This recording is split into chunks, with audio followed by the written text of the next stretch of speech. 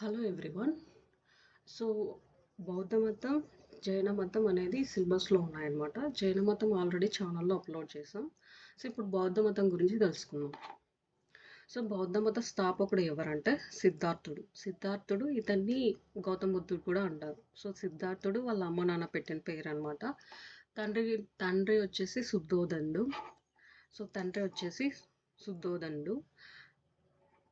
తల్లి వచ్చేసి మాయా మహాదేవి, కోసల రాకుమార్తె అనమాట. ఈమె కోసల రాకుమార్తె.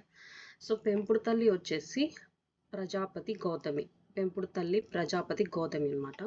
సో భార్య నేమ్ వచ్చేసి యశోధర. ఇతని కొడుకు వచ్చేసి రాహులుడు. తర్వాత సోదరుడు వచ్చేసి దేవదత్తుడు. సోదరుడు వచ్చేసి దేవదత్తుడు. సో నెక్స్ట్ ఇతను పుట్టిన ప్లేస్ ఏంటంటే క్రీస్తు పూర్వం 563 లుంబిని, నేపాల్లోని కపిలవస్తు ఈ ప్లేస్లో పుట్టాడనమాట. జ్ఞానోదయం పొందిన ప్లేస్ ఏంటంటే బోధ్గయ, బీహార్లోని ఉరువేల.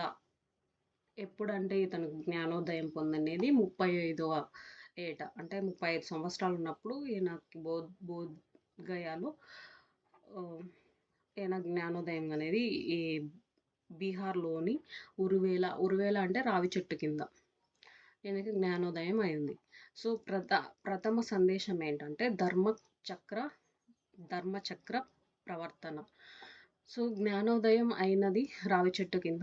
మరణించిన ప్రదేశం వచ్చేసి కుషీనగర్, క్రీస్తు పూర్వం 483 ఉత్తరప్రదేశ్ నేపాల్ సరిహద్దులో ఈయన మరణించారనమాట. బుద్ధుని మరణాన్ని ఏమంటామంటే మహాపరినిర్యాణం అంటారు. బుద్ధుని మరణాన్ని. తెగ వచ్చేసి శాక్య తెగ. ఇతను శాక్య తెగకు సంబంధించిన వాడు. ఇతని గుర్రం నేమ్ వచ్చేసి కంటక. ఇతని సారథి చెన్నడు. గురువులు వచ్చేసి అలారకామ, ఉద్దక రామపుత్ర. బాల్య గురువులు వచ్చేసి సర్వమిత్ర, భరద్వాజ. బుద్ధుని ధనిక శిష్యుడు వచ్చేసి అనాథ పిండక. ఇంటి నుండి నిష్క్రమించడాన్ని ఏమంటారంటే మహాభినిష్క్రమణం అంటారు. సో మొదట బోధనా స్థలం సారనాథ్లో, దీన్ని జింకల వనం అని అంటారు. సో మొదటి శిష్యుడు ఎవరంటే ఆనందుడు. సో ప్రపంచంలోనే ఫస్ట్ టైము స్వేచ్ఛా సమానత్వాల గురించి బోధించిన మతం ఏంటంటే బౌద్ధ మతం అనమాట. సో బౌద్ధ మతాన్ని స్థాపించినది గౌతమ బుద్ధుడు. ఆఫ్ కోర్స్ ఇతన్నే సిద్ధార్థుడు అని కూడా అంటారు. సో బౌద్ధ మతాన్ని మాధ్యమిక వాదం అని కూడా అంటారు అనమాట. సో కోసల, మగధ ఈ రాజ్యాలు వచ్చేసి బుద్ధుని యొక్క కార్యక్రమాలకి సెంటర్ ఆఫ్ ద కంట్రీస్ అనమాట. కోసల, మగధ. సో ఈ రాజ్యాలు సెంటర్ చేసుకొని ఈ బుద్ధుని కార్యక్రమాలు నిర్వర్తించేవాళ్ళు. సో మొదటిసారిగా బుద్ధుడి గురించి ప్రస్తావించిన విదేశీయుడు ఎవరంటే అలెగ్జాండ్రియా ప్రాంతానికి చెందిన క్లిమెట్. సో ఈయన క్రీస్తు శకం 2వ శతాబ్దం చివరిలో బుద్ధుని గురించి ప్రస్తావించారనమాట. ఎవరు? క్లిమెట్. సో బుద్ధుని జీవితం గురించి చెప్పే గ్రంథాలు ఏంటంటే సుత్తనిపాతం, దీపవంశం, మహావంశం.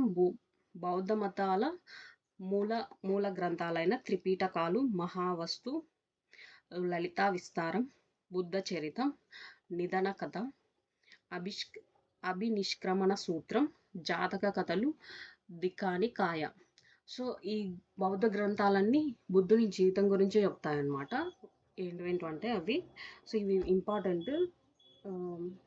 అంటే ఇప్పుడు ఇవన్నీ క్వశ్చన్లో ఇచ్చి బుద్ధుని జీవిత చరిత్ర గురించి తెలపని గ్రంథం ఏంది అని అడగచ్చు. అంటే ఇన్కరెక్ట్ వర్డ్స్లో ఇన్కరెక్ట్ స్టేట్మెంట్స్ ఇలా కూడా అడగచ్చు. సో అందుకే ఇవన్నీ గుర్తుపెట్టుకోవాలి. సుత్తనిపాతం, దీపవంశం, మహావంశం. బౌద్ధ మతాల మూల గ్రంథాలు ఏంటంటే ఈ త్రిపీటకాలు, మహావస్తు, లలితా విస్తారం, బుద్ధ చరితం, నిదాన కథ, అభినిష్క్రమణ సూత్రం, జాతక కథలు, దికాని కాయ.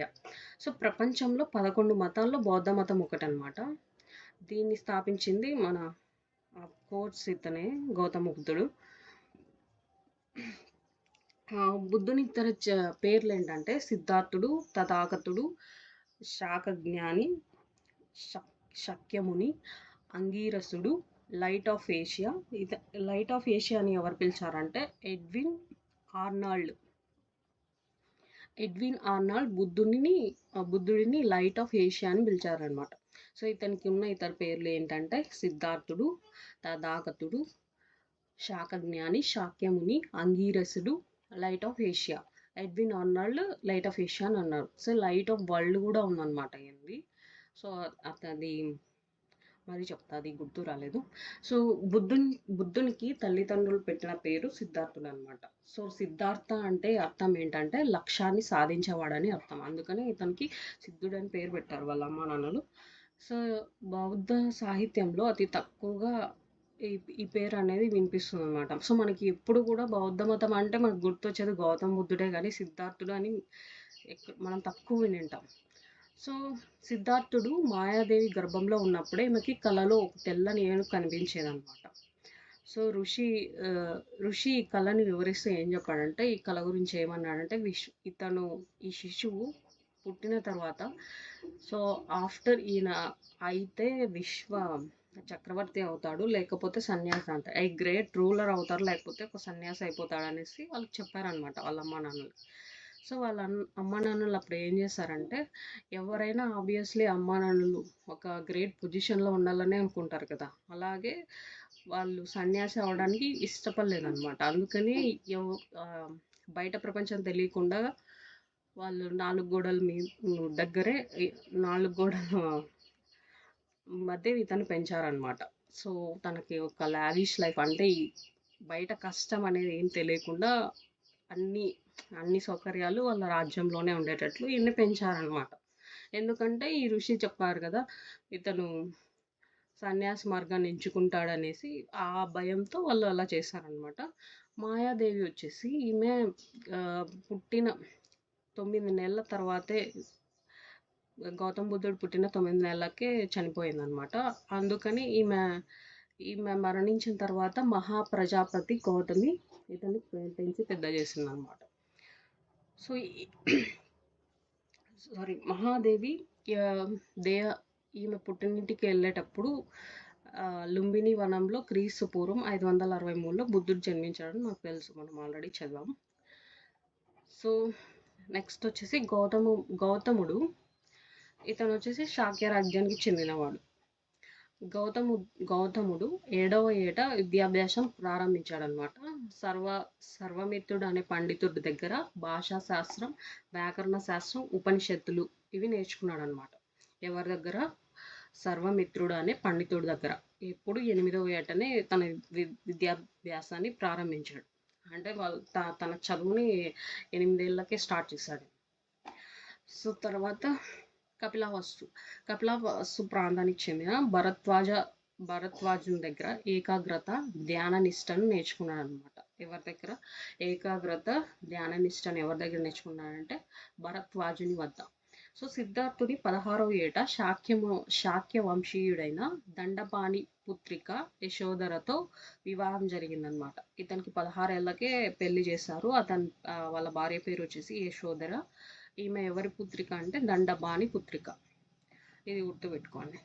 సో శుద్ధోదనుడు సిద్ధార్థుని 4 గోడల మధ్య అన్ని వసూలతో పెంచి పెద్ద చేశాడనమాట. సో చెప్పారు కదా, అతను ఒక ముని ఇలా చెప్పడం వల్ల వీళ్ళు ఇలా చేశారు. సో సిద్ధార్థుడు ఒక రోజు తన భవంతి నుంచి బయటకు వచ్చి వరుసగా ఒక 4 సంఘటనలు చూశాడనమాట. సో ఇదే తన జీవితాన్ని మార్చేసింది. సో ఈ సంఘటనలు ఏంటంటే, ఒకటి వృద్ధుడు, తర్వాత రోగి, మరి ఒక శవాన్ని చూస్తారు, తర్వాత ఒక సన్యాసి. సో ఇలా వరుసగా చూశారనమాట ఆయన. సో ఇవి చూసిన తర్వాత ఆయనకి ఏమనిపించిందంటే, ఈ ప్రపంచంలో శాశ్వత సంతోషం లేదని భావించి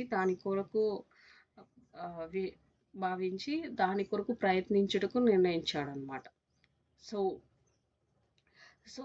అంటే ఈయనకి అన్ని డౌట్సే కదా, ఎప్పుడు 4 గోడల మధ్య పెరిగి ఇవన్నీ కొత్తగా చూస్తున్నాడు కాబట్టి అతనికి ఇవన్నీ ఇంకా థాట్స్ అనేవి వస్తూనే ఉంటాయి. అలా ఈయన ఇలాంటి మైండ్ సెట్తో ఉంటే ఆయన ఇంకా అవే ఆలోచిస్తూ ఉన్నారనమాట. సో బుద్ధుడు 12 ఏళ్ల విలాసవంతమైన జీవితాన్ని గడిపి తన 29వ ఏట, అంటే 29 ఏళ్ళు ఉన్నప్పుడు, వైశాఖ శుద్ధ పౌర్ణమి రోజు క్రీస్తు పూర్వం 534 సంవత్సరంలో సత్యాన్వేషణ కొరకు ఇంకా రాజ్యాన్ని విడిచిపెట్టాడనమాట. సో ఇలా రాజ్యం విడిచిపెట్టి వెళ్ళే ప్రక్రియను ఏమంటారంటే మహాభినిష్క్రమణం అంటారు.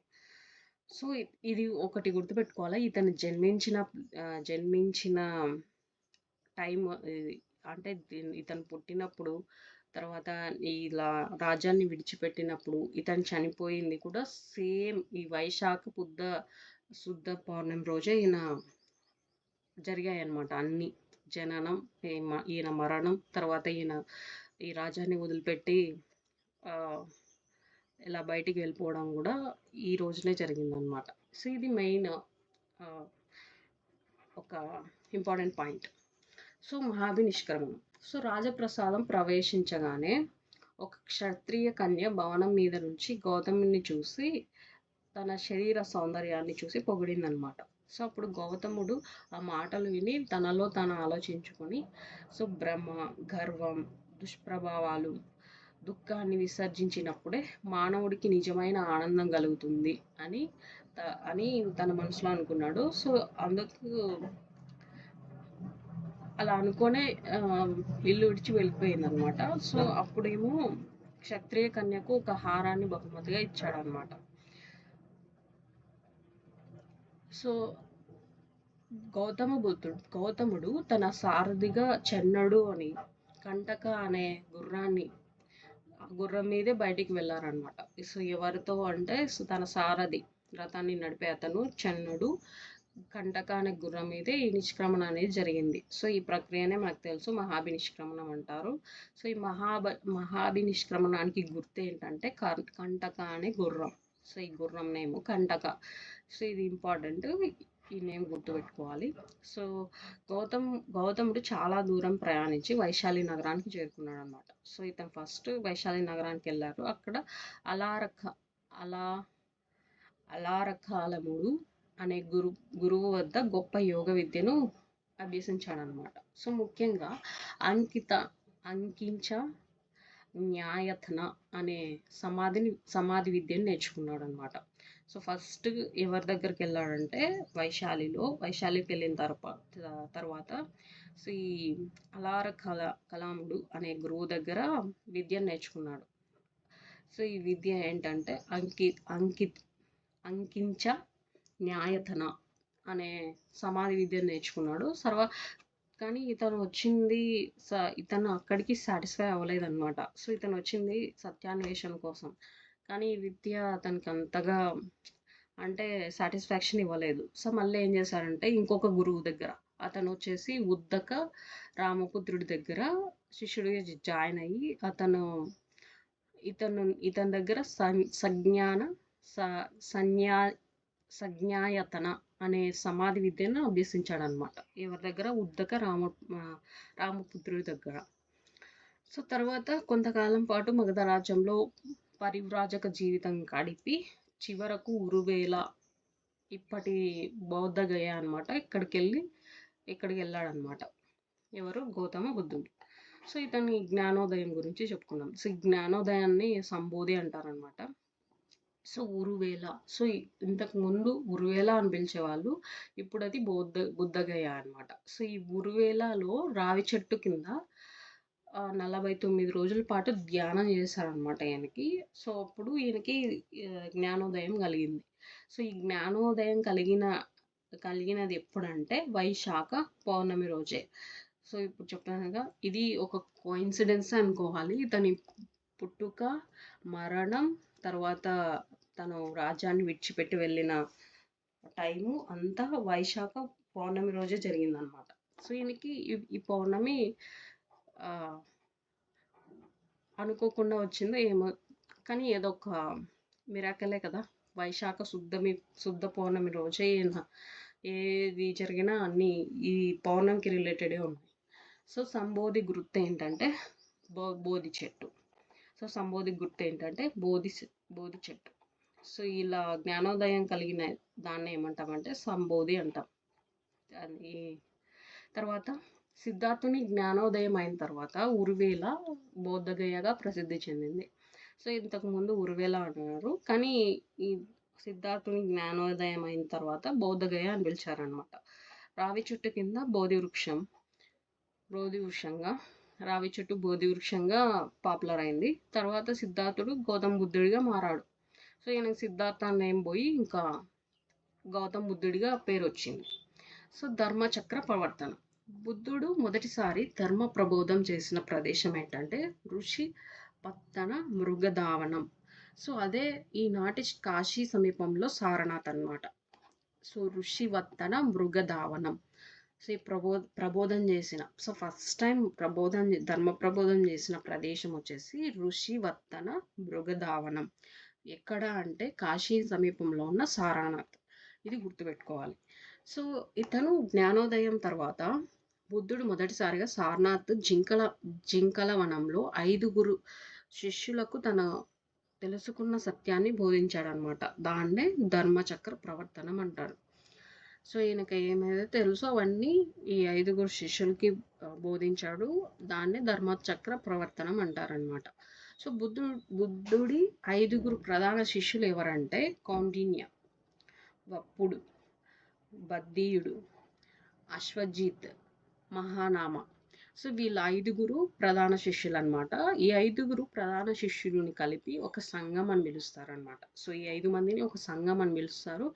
తర్వాత యశుడు అనే సంపన్న కుటుంబీకుడు కూడా ఈ సంఘంలో చేరాడు. సో యశుడు అనే ధనవంతుడు కూడా వీళ్ళ సంఘంలో జాయిన్ అయ్యాడు అనమాట. సో ఇతను జాయిన్ అయితే 6 మంది అవుతారు.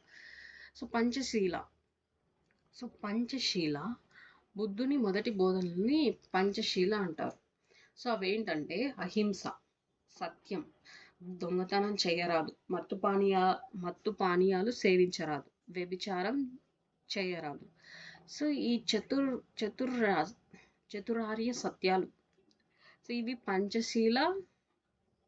సో ఈ మొదటి బోధనలు పంచశీల అని పిలుస్తారు. ఇవన్నీ ఇవన్నమాట. అహింస, సత్యం, దొంగతనం చేయరాదు, మత్తు పానీయాలు, తర్వాత వ్యభిచారం చేయరాదు. సో ఇవి 5 ఇంపార్టెంటే.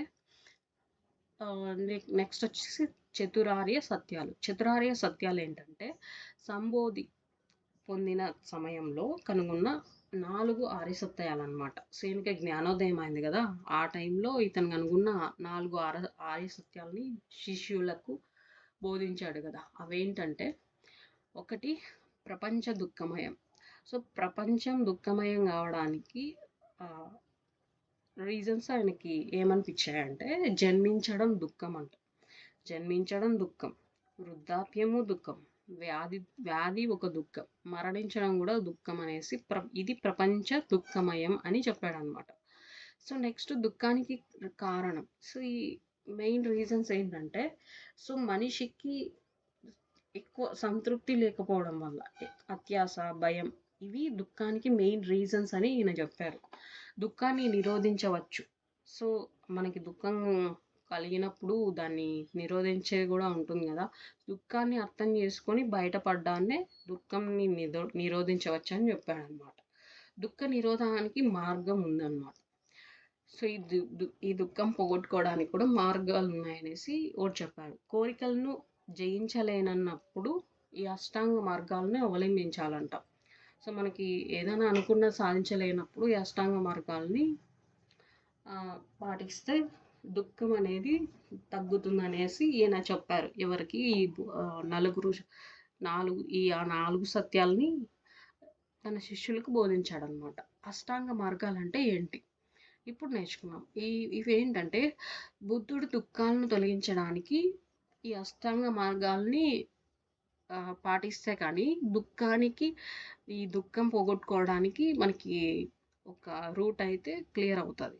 సో అవేంటంటే సమ్యక్ దృష్టి, సమ్యక్ సంకల్పం, సమ్యక్ వాక్కు, సమ్యక్ కర్మ, సమ్యక్ జీవనం, సమ్యక్ కృషి, సమ్యక్ స్మృతి, సమ్యక్ సమాధి. సో ఈ అష్టాంగ మార్గాలు, అష్టం అంటే 8 కదా. సో ఈ 8 మార్గాలు ఎవరైతే పాటిస్తారో వాళ్ళు ఈ దుఃఖాన్ని పోగొట్టుకోవడానికి మార్గాలు వెతుకున్నట్టే. సో ఇక్కడ ప్రతి ఒక్కటి బుద్ధుడు అనేక ప్రదేశాల్లో సంచరించు సంఘాల్ని వివరించాడనమాట. సో, ఈ అష్టాంగ మార్గాల గురించి ఇవి పాటిస్తే ఈ దుఃఖాన్ని పోగొట్టుకోవచ్చని చెప్పారు. తర్వాత బుద్ధుడు అనేక ప్రదేశాలను సంచరిస్తూ సంఘాన్ని విస్తరించాడనమాట. అవేమేవంటే ఉరువేల గ్రామం. సో, ఈ ఉరువేల గ్రామం అంటే మనకు తెలుసు కదా, జ్ఞానోదయం రావి చెట్టు కింద జరిగిందని. సో, అదనమాట. సో, ఇప్పుడు అది బోధ్గయ ప్రజెంట్. సో, కశ్యప అతని సోదరులు ఉరువేల కశ్యప, నది కశ్యప, గయా కశ్యప, సో మరియు వారి శిష్యులు 10 మంది సన్యాసం స్వీకరించారనమాట ఇక్కడ ఈ ఉరువేల గ్రామంలో. సో, రాజగృహం. బింబిసారుడు వేణువనాన్ని బహుమానంగా ఇచ్చాడు ఈ రాజగృహానికి. బౌద్ధ చరిత్రలో వేణువనం మొట్టమొదటి బౌద్ధ రామం అనమాట. సో, సారిపుత్రుడు మౌద్గలాయన అనేవారు కూడా బుద్ధుని శిష్యులయ్యారనమాట ఎక్కడ రాజగృహంలో. సో, అలాగే కోసల రాజ్యం. సో, దీని రాజధాని శ్రావస్తి. ఇచ్చట 21 వస్తాలు బుద్ధుడు గడిపారనమాట. అంటే 21 వస్త అంటే వర్షాకాలం. 21 వర్షాకాలాలు ఉన్నాయి కదా, ఆ టైం అంతా ఇక్కడ స్పెండ్ చేశారనమాట ఆయన. 4 నెలలకు ఒక చోట ఉంటే దాన్ని చతుర్మాస దీక్ష అంటారంట. చతుర్మాస దీక్ష. 4 నెలలు ఒక చోటే ఉంటే దాన్ని చతుర్మాస దీక్ష అంటారు. ఇచ్చట అనాథ పిండడుడనే ధనికుడు బుద్ధునికి జైతవనాన్ని బహుకరించాడు. సో, ఈ అనాథ పిండడు ఏం చేశాడంటే ఈ జైతవనాన్ని ఇచ్చాడనమాట బుద్ధుడికి. సో, కోసల రాజు ప్రసేనజిత్, అతని రాణి మల్లిక, ఆమె సోదరి మనులు సోమ, శుకుల బౌద్ధ మతాన్ని స్వీకరించారనమాట. ఈ కోసల రాజు, అతని భార్య, తర్వాత వాళ్ళ సిస్టర్స్ కూడా ఈ సోమ, శుకుల అనే వాళ్ళు కూడా ఈ బౌద్ధ మతాన్ని స్వీకరించారనమాట ఇక్కడ కోసల రాజ్యంలో. శ్రావస్తికి చెందిన విశాఖ అనే శ్రీ పుచ్చరామంను కానుకగా ఇచ్చింది. సో, విశాఖ అనే శ్రీ పుచ్చరామంను కానుకగా ఇచ్చిందనమాట. ఈ కోసల రాజు ప్రసేనజిత్ బుద్ధుని ప్రధాన పోషకుడిగా పేరు పొందాడనమాట. ఈ రాజు వచ్చేసి ప్రసేనజిత్ ప్రధాన పోషకుడిగా పేరు పొందాడు. సో, అలాగే కపిలావస్తు. సో, కపిలావస్తు తండ్రి ఆహ్వానం మేరకు గౌతముని కుమారుని నందుని పట్టాభిషేకానికి వెళ్ళాడు. సో, ఇతని గౌతముడి కొడుకు పట్టాభిషేకానికి వెళ్ళాడు అనమాట. సో, కానీ అతని చేతిలో భిక్షపాత్ర పెట్టాడని, తర్వాత అతను కూడా వాళ్ళ కొడుకు కూడా ఈ సన్యాసాన్ని స్వీకరించాడనేసి బౌద్ధ మతాలు అనేవి చెప్తున్నాయి అన్నమాట. సన్యాసిగా మారిపోయాడనేసి. సో, వైశాలి ఇచ్చట ఒక వస్త గడిపాడు, అంటే ఒక వర్షాకాలం గడిపాడు ఈయన. వైశాలి రాజనర్తకి ఆమ్రపాలి బౌద్ధ మతాన్ని స్వీకరించిందనమాట. మామిడి తోటను కూడా దానం చేసింది. ఎవరు? ఆమ్రపాలి. సో, ఇది చాలా టైమ్స్ అడిగారు. సో, కౌశాంబి 9వ వస్త కౌశాంబిలో గడిపాడు. 9వ వస్త కౌశాంబిలో గడిపాడనమాట. రాజు ఉదయనునికి బుద్ధునిపై సదాభిప్రాయం కలగలేదు. సో, ఇక్కడ ఏంటంటే ఈ రాజుకేమో ఈయన అంత మంచి ఉద్దేశం లేదనమాట. సో, అతని రాణి సమావతి బుద్ధుని శిష్యురాలుగా మారింది. కానీ ఇతనేమో కానీ అతని భార్య మాత్రం సమావతి ఇతని శిష్యురాలుగా మారిపోయింది. సో, మల్ల రాజ్యం బుద్ధుణ్ణి వ్యతిరేకించిన రాజ్యం అన్నమాట ఈ మల్ల రాజ్యం. ఎవరైనా బుద్ధుణ్ణి ఆహ్వానిస్తే 500 నాణ్యాలు జరిమానా విధించేవారు అనమాట. సో, ఎవరైనా బుద్ధుణ్ణి పిలిచారనుకో వాళ్ళు 500 బంగారు నాణ్యాలు వేయాలన్నమాట. సో, ఈ మల్ల రాజ్యం ఏంటంటే బుద్ధునికి వ్యతిరేకంగా ఉన్నది. సో, బుద్ధుని మరణాన్ని మహాపరినిర్యాణం అన్నాం కదా. సో, గౌతమ బుద్ధుడు తన 80వ ఏట క్రీస్తుపూర్వం 483లో కుషినగరంలో మరణించాడు. దీనినే మహాపరినిర్యాణం అని అంటారు. సో, దీని గుర్తు ఏంటంటే స్తూపం. నిర్యాణంను స్తూపంతో చూపిస్తారు. ఎందుకంటే సో, వీళ్ళు ఎక్కువగా స్తూపాలు అని వస్తే వీళ్ళకి వీళ్ళు మరణించినప్పుడే ఇవన్నీ నిర్మిస్తారనమాట అనేది గుర్తుపెట్టుకోవాలి. సో నెక్స్ట్ బుద్ధుడి జననం, జ్ఞానోదయం. సో నేను చెప్పాను కదా, ఇతని పుట్టుక, జ్ఞానోదయం, మరణం మొత్తం అన్నీ ఒకే రోజే జరిగాయి అన్నమాట. ఏంటంటే అది అది వైశాఖ శుద్ధ పౌర్ణమి రోజే. సో ఇది వెరీ అంటే కోయిన్సిడెన్స్ కదా చాలా. అంటే ఇతని జననము, తర్వాత జ్ఞానోదయం అయిన టైము, తర్వాత మరణం సో ఒకే రోజు రావడం అనేది so it's a medical miracle అంటారు కదా అలా. బుద్ధుడి మరణానికి కారణమైన వ్యక్తి ఎవరంటే చందుడు. గౌతమ్ బుద్ధుని చిహ్నాలు ఏంటంటే పంచకళ్యాణాలు. సో ఈ పంచకళ్యాణాలు ఏంటంటే బుద్ధుని పుట్టుక తామర అని గుర్తుపెట్టుకోవాలి. మహాపరిత్యాగం అంటే గుర్రం గుర్తుకు రావాలి, ఎందుకంటే గుర్రం కంటకం అనే గుర్రం ఇదే కదా ఆయన బయటకు వచ్చింది. సంబోధి అంటే బోధి వృక్షం కింద జరిగింది. సో ఈయన జ్ఞానోదయం బోధి వృక్షం కిందే అయింది. సో మొదటి ఉపన్యాసం ధర్మ పరివర్తన చక్రం అన్నాం కదా, సో ఒక చక్రానికి రిలేటెడ్ చక్రం. మరణం స్తూపం. సో ఇతను మరణించిన తర్వాత స్తూపం నిర్మించారు కదా, సో అందుకు స్తూపం. సో గుర్తుపెట్టుకోవాలి. పంచకళ్యాణాలు అంటే బుద్ధుని పుట్టుక తామర, తర్వాత మహాపరిత్యాగం గుర్రం, సంబోధి బోధి వృక్షం, మొదటి ఉపన్యాసం చక్రం, మరణం స్తూపం. సో పై పంచకళ్యాణాలను చెక్కి ఉన్న స్తూపం ఏంటంటే ఇవన్నీ అమరావతి స్తూపంలో చెక్కారనమాట. ఇలా సో వీటినే పంచకళ్యాణాలు అంటారు. సో బౌద్ధ మత సమావేశాలని బౌద్ధ సంగీతులు అంటారు. సో ఈ బౌద్ధ సంగీతులు ఎప్పుడెప్పుడు ఎక్కడెక్కడ ఎవరు నిర్వహించారు, ఎవరు అధ్యక్షుడు, సో దీని యొక్క రిజల్ట్ ఏంటి అనేది చూద్దాం ఇప్పుడు. సో ఈ బౌద్ధ సంగీతులు అన్నీ ఇంపార్టెంటే, ఎలాగైనా అడగొచ్చు క్వశ్చన్స్. సో సంవత్సరం ఏంటంటే ఫస్ట్ 483 క్రీస్తు పూర్వం. సో రాజగృహంలో ఫస్ట్. తర్వాత దీన్ని నిర్వహించింది ఎవరంటే అజాతశత్రువు, మహాకశ్యప. దీని రిజల్ట్ ఏంటంటే ఆనంద సుత్త పీఠికంను, ఉపాలి వినయ పీఠికను రచించాడనమాట. సో ఆనంద సుత్త పీఠికను రచించారు, ఉపాలి వినయ పీఠికను రచించారనమాట. ఎక్కడ అంటే రాజగృహం. అధ్యక్షత వహించింది మహాకశ్యప, అజాత శత్రువు. సో నెక్స్ట్ క్రీస్తు పూర్వం 383లో వైశాలిలో కాల అశోకుడు నిర్వహిస్తే అధ్యక్షత వహించింది సభాకామి.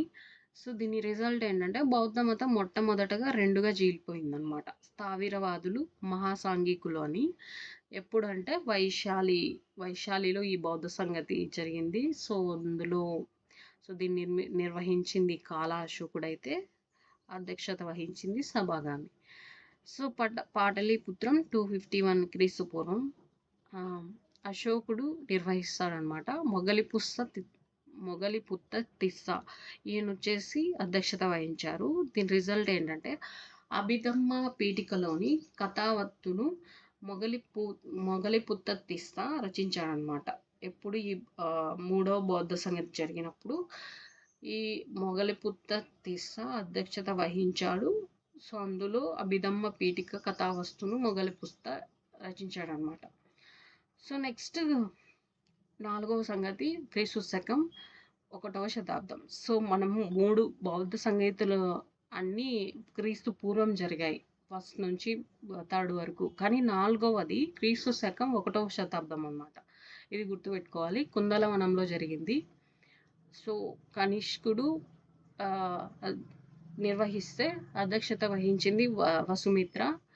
సో ఉపాధ్యక్షుడు ఈయన వసుమిత్రుడు మహావి భాషా శాస్త్రం రచించారనమాట. ఎవరు? వసుమిత్రుడు. సో కాశ్మీర్లో అశ్వఘోషుడు అధ్యక్షత వహించాడు. సో ఎన్సైక్లోపీడియా ఆఫ్ బుద్ధిజం అనేసి బుద్ధిజంను సారీ బౌద్ధ మతాన్ని రెండోసారి చీలిపోయాయన్నమాట. సో ఫస్ట్ టైం ఎక్కడ చీలిపోయాయి? వైశాలిలో. సో బౌద్ధ మతం రెండుగా చీలిపోయింది. ఏవడివి? స్థావిరాలు, మహాసాంఘికులని. సో నెక్స్ట్ ఈ బౌద్ధ మతం ఈ కాశ్మీర్లో జరిగినప్పుడు విడిపోయిందనమాట, మహాయానులుగాను హీనయానులుగాను. సో ఈ బౌద్ధ సంగీతుల గురించి ఇప్పుడు ఒక్కొక్క దాని గురించి తెలుసుకుందాం. సో మొదటి బౌద్ధ సంగతి క్రీస్తు పూర్వం 483లో సో ఫస్ట్ టైం జరిగినది. సో ఈ సమావేశం ముఖ్య ఉద్దేశం ఏంటంటే బుద్ధుని బోధనలు గ్రంథ రూపంలో మార్చాలన్నమాట. సో ఇవి ఇతను ఇంతవరకు అందరికీ బోధించాడు, కానీ ఇవన్నీ ఒక గ్రంథంలో స్టోర్ చేస్తేనే కదా మరి ఫ్యూచర్ జనరేషన్స్కి తెలిసేది అనేసి వీళ్ళు ఒక ఈ గ్రంథంలో మార్చాలనేసి నిర్ణయించుకున్నారనమాట ఈ మొదటి బౌద్ధ సంగతిలో.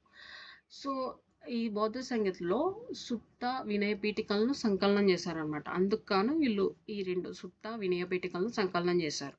బుద్ధుని ఉపదేశాలు సుత్త పీఠికగా, భిక్షువుల నియమాలను వినయ పీఠికగా అన్ని ఒక్కచోట చేశారనమాట. ఏంటి? బుద్ధుని ఉపదేశాలని సుత్త పీఠికంగా, భిక్షువుల నియమాలను వచ్చేసి వినయ పీఠికలో స్టోర్ చేశారు. సో ఇది వెరీ ఇంపార్టెంట్. ఇలా క్వశ్చన్ మార్చి కూడా అడుగుతారు. సో బుద్ధుని ఉపదేశాలంటే సుత్త పీఠిక, భిక్షువుల నియమాలంటే వినయ పీఠిక అని గుర్తుపెట్టుకోవాలి. సో ఈ సమావేశంను బుద్ధుడు మరణించిన సంవత్సరం ఏంటంటే క్రీస్తు పూర్వం 483లో జరిగిందనమాట. సో ఈ సమావేశం బుద్ధుడు మరణించిన సంవత్సరంలో జరిగింది. ఈ సమావేశం నిర్వహించిన రాజు ఎవరంటే అజాతశత్రువు నిర్వహించారు. అధ్యక్షుడు మహాకశ్యపుడు. మనం ఆల్రెడీ చదివాం రాజగృహంలో. ఫస్ట్ బౌద్ధ సంగతి రాజగృహం. సో ఈ బౌద్ధ సంగీతులన్నీ వెరీ ఇంపార్టెంట్. ఎందుకంటే ఎలాగైనా స్టేట్మెంట్స్గా అయినా అడుగుతారు, మ్యాచ్ ద ఫాలోయింగ్స్ అన్నా అడుగుతారు, లేదంటే ఇన్కరెక్ట్ వర్డ్స్లో ఎలాగైనా అడుగుతారు. సో అందుకే ఇవి కొంచెం ఎక్కువ బై హార్ట్ చేయండి, మళ్ళీ రివిజన్ చేసుకోండి. ఎందుకంటే ఇవి మెయిన్ బౌద్ధ సంగీతులన్నీ గుర్తుండాలన్నమాట. ఈ సమావేశంలో హాజరైన మొత్తం సభ్యులు ఎవరంటే 500 మంది. సో బౌద్ధ మత ఆచార గ్రంథాలను త్రిపీఠకాలు అంటారు. అవి వినయ పీఠికం, సుత్త పీఠకం, అభిధమ్మ పీఠికం. సో ఈ పీఠికములను పాలి భాషలో రాశారనమాట. అభిధమ్మ పీఠికంలో బౌద్ధ ధర్మాన్ని వివరించారనమాట. సో బౌద్ధ ధర్మాల గురించి తెలిపే పీఠికం ఏది అని అడుగుతారు. సో అది అభిధమ్మ పీఠికం అని గుర్తుపెట్టుకోవాలి. సో వినయ పీఠికాన్ని సంకలనం చేసిన వారు ఉపాలి అనమాట. వినయ పీఠికను బౌద్ధ మత క్రమశిక్షణాయుత విధానం గురించి తెలిపారనమాట. సో ఇంతకు ముందు చెప్పాను కదా ఈ సంగతిలో ఏం చేస్తారు, వినయ పీఠికాన్ని సంకలనం చేశారని. సో ఎవరు చేశారంటే ఉపాలి చేశారు. దీనిలో ఏముంటాయంటే బౌద్ధుల డిసిప్లైన్ సిస్టమ్ అంతా ఇందులో ఉంటుందన్నమాట. వినయ పీఠికలు. సుత్త పీఠిక మొదటి బౌద్ధ సంగీతంలో సుత్త పీఠికాన్ని సంకలనం చేశారనమాట. ఎవరంటే ఆనందుడు. సో ఈ సుత్త పీఠికాన్ని ఆనందుడు సంకలనం చేశారు. సుత్త పీఠికలో 5 విభాగాలు ఉంటాయన్నమాట. సుత్త పీఠికలో 5 విభాగాలు ఉంటాయి. ఈ విభాగాన్ని ఏమంటారంటే నికాయ అని పిలుస్తారు. సో 5 భాగాలు ఉంటాయి, వీటిని నికాయ అని పిలుస్తారని గుర్తుపెట్టుకోవాలి. ఆ 5 ఏంటంటే దికా నికాయ, మధ్యమ నికాయ, అగుత్త నికాయ, అంగుత్త నికాయ, సంయుక్త నికాయ, బుద్ధక నికాయం. సో ఈ నికాయాలని గుర్తుపెట్టుకోవాలి, ఎందుకంటే ఇన్కరెక్ట్లో మెయిన్లీ అడగడానికి ఛాన్సెస్ ఉన్నాయి. సో ఇంకొకసారి చదువుదాం. ఇది దికా నికాయ, మధ్యమ నికాయ, అంగుత్త నికాయ, సంయుక్త నికాయ, బుద్ధక నికాయం. సో అంగుత్త నికాయలో మొదటిసారిగా 16 మహాజనపదాల గురించి చెప్తారనమాట. సో ఈ గ్రంథం బౌద్ధ మత తాత్విక సిద్ధాంతాల గురించి ఉంటుందన్నమాట. సో ఇది బౌద్ధ మతానికి ముఖ్య గ్రంథం, త్రిపీఠకాల్లో అతిపెద్దది. సో సుత్త పీఠికం త్రిపీఠకాల్లోనే అతిపెద్దది. సో మూడవదైన అభిధమ్మ పీఠికం 3వ బౌద్ధ సంగతిలో సంకలనం చేశారనమాట. సో ఫస్ట్ 2 ఈ మొదటి పీఠిక అయితే, ఈ 3వ అభిధమ్మ పీఠికలో మూడవ బౌద్ధ సంగతిలో సంకలనం చేశారనమాట, అభిధమ్మ పీఠిక మాత్రం. సో ఇది గుర్తుపెట్టుకోండి. రెండవ బౌద్ధ సంగతి ఎప్పుడు జరిగింది? క్రీస్తుపూర్వం 383లో జరిగింది. ఎక్కడ జరిగింది? వైశాలిలో. ఎవరు సమావేశం ఏర్పాటు చేసిన రాజు ఎవరంటే కాలాశోకుడు. సో అధ్యక్షత వహించింది సభాకామి. దీని యొక్క రిజల్ట్ ఏంటంటే ఈ బౌద్ధ సంగతి జరిగినప్పుడు బౌద్ధ చీలిక అనేది ఏర్పడింది అనమాట. సో క్రమశిక్షణలో వైశాలి భిక్షువులు తెచ్చిన 10 అంశాలను చర్చించడానికి ఈ బౌద్ధ సంగతిని ఏర్పాటు చేశారనమాట. సో కానీ ఇక్కడ సమావేశం జరిగి వీళ్ళు కొట్టుకుంటున్నారు. సో ఈ ఘర్షణలో 7,000 మంది వైశాలి భిక్షువులు వేరొక సభను మహాసంగతి అనే పేరుతో నిర్వహించారనమాట. సో వీరే మహాసాంఘికులు. సో ఇక్కడ చీలిక ఏర్పడింది అన్నారు కదా. సో వీళ్ళు వచ్చేసి వైశాలి భిక్షువులు తెచ్చిన 10 అంశాలను చర్చించడానికి ఇది ఏర్పాటు చేసుకున్నారు. సో ఘర్షణలు జరిగి 7,000 మంది ఇంకొక చీలిక ఏర్పడింది అనమాట. మహాసంగతి అని ఏర్పాటు చేసి వీళ్ళు సపరేట్గా ఏర్పాటు చేసుకున్నారు అనమాట. సో ఈ రెండవ సంగతిలో ఏర్పడిన చీలిక ఏంటంటే పశ్చిమ దేశాల్లో కౌశాంబి అవంతి వాసులు. సో దీనికి ఈ ప్రదేశాలకు చెందిన వాళ్ళు తేరవాదులుగా అయ్యారనమాట. సో తూర్పు దేశాల్లో వైశాలి పాటలీపుత్ర వాసులు వచ్చేసి మహాసాంఘికులుగా విడిపోయారనమాట. సో పశ్చిమ దేశాల్లో కౌశాంబి అవంతి వాసులు తేరవాదులుగా, సో అలాగే వైశాలి పాటలీపుత్రవంలో మహాసాంఘికులుగా విడిపోయారనమాట. సో ఇవి గుర్తుపెట్టుకోవాలి. ఈస్ట్ వెస్ట్ అని గుర్తుపెట్టుకోండి. ఈస్ట్ వెస్ట్ సైడ్ వచ్చేసి కౌశాంబి అవంతిలు ఉంటాయి కదా. ఇలా మనకి ఇప్పుడు వరల్డ్ మ్యాప్లో ఇలా ఉంటాయి అనుకోండి. ఇది ఈస్ట్ సైడ్, సో ఇది వెస్ట్ సైడ్. సో ఇక్కడ వచ్చేసి ఈ వెస్ట్ సైడు కౌశాంబి అవంతులు ఉంటాయి. సో ఇక్కడ తూర్పు దేశాలు, ఇక్కడ ఈస్ట్ సైడు వైశాలి పాటలీపుత్రం ఉన్నాయని గుర్తుపెట్టుకోండి. వీటి ఈస్ట్ సైడ్ ఉన్న వాళ్ళని మహాసాంఘికులు, ఈ వెస్ట్ సైడ్ తేరవాదులు అన్నమాట. సో నెక్స్ట్ వచ్చేసి రెండవ బౌద్ధ సంగతిలో బౌద్ధ భిక్షువులు రెండుగా చీలిపోయారనమాట. స్థావిరవాదులు తర్వాత మహాసాంఘికులుగా విడిపోయారు.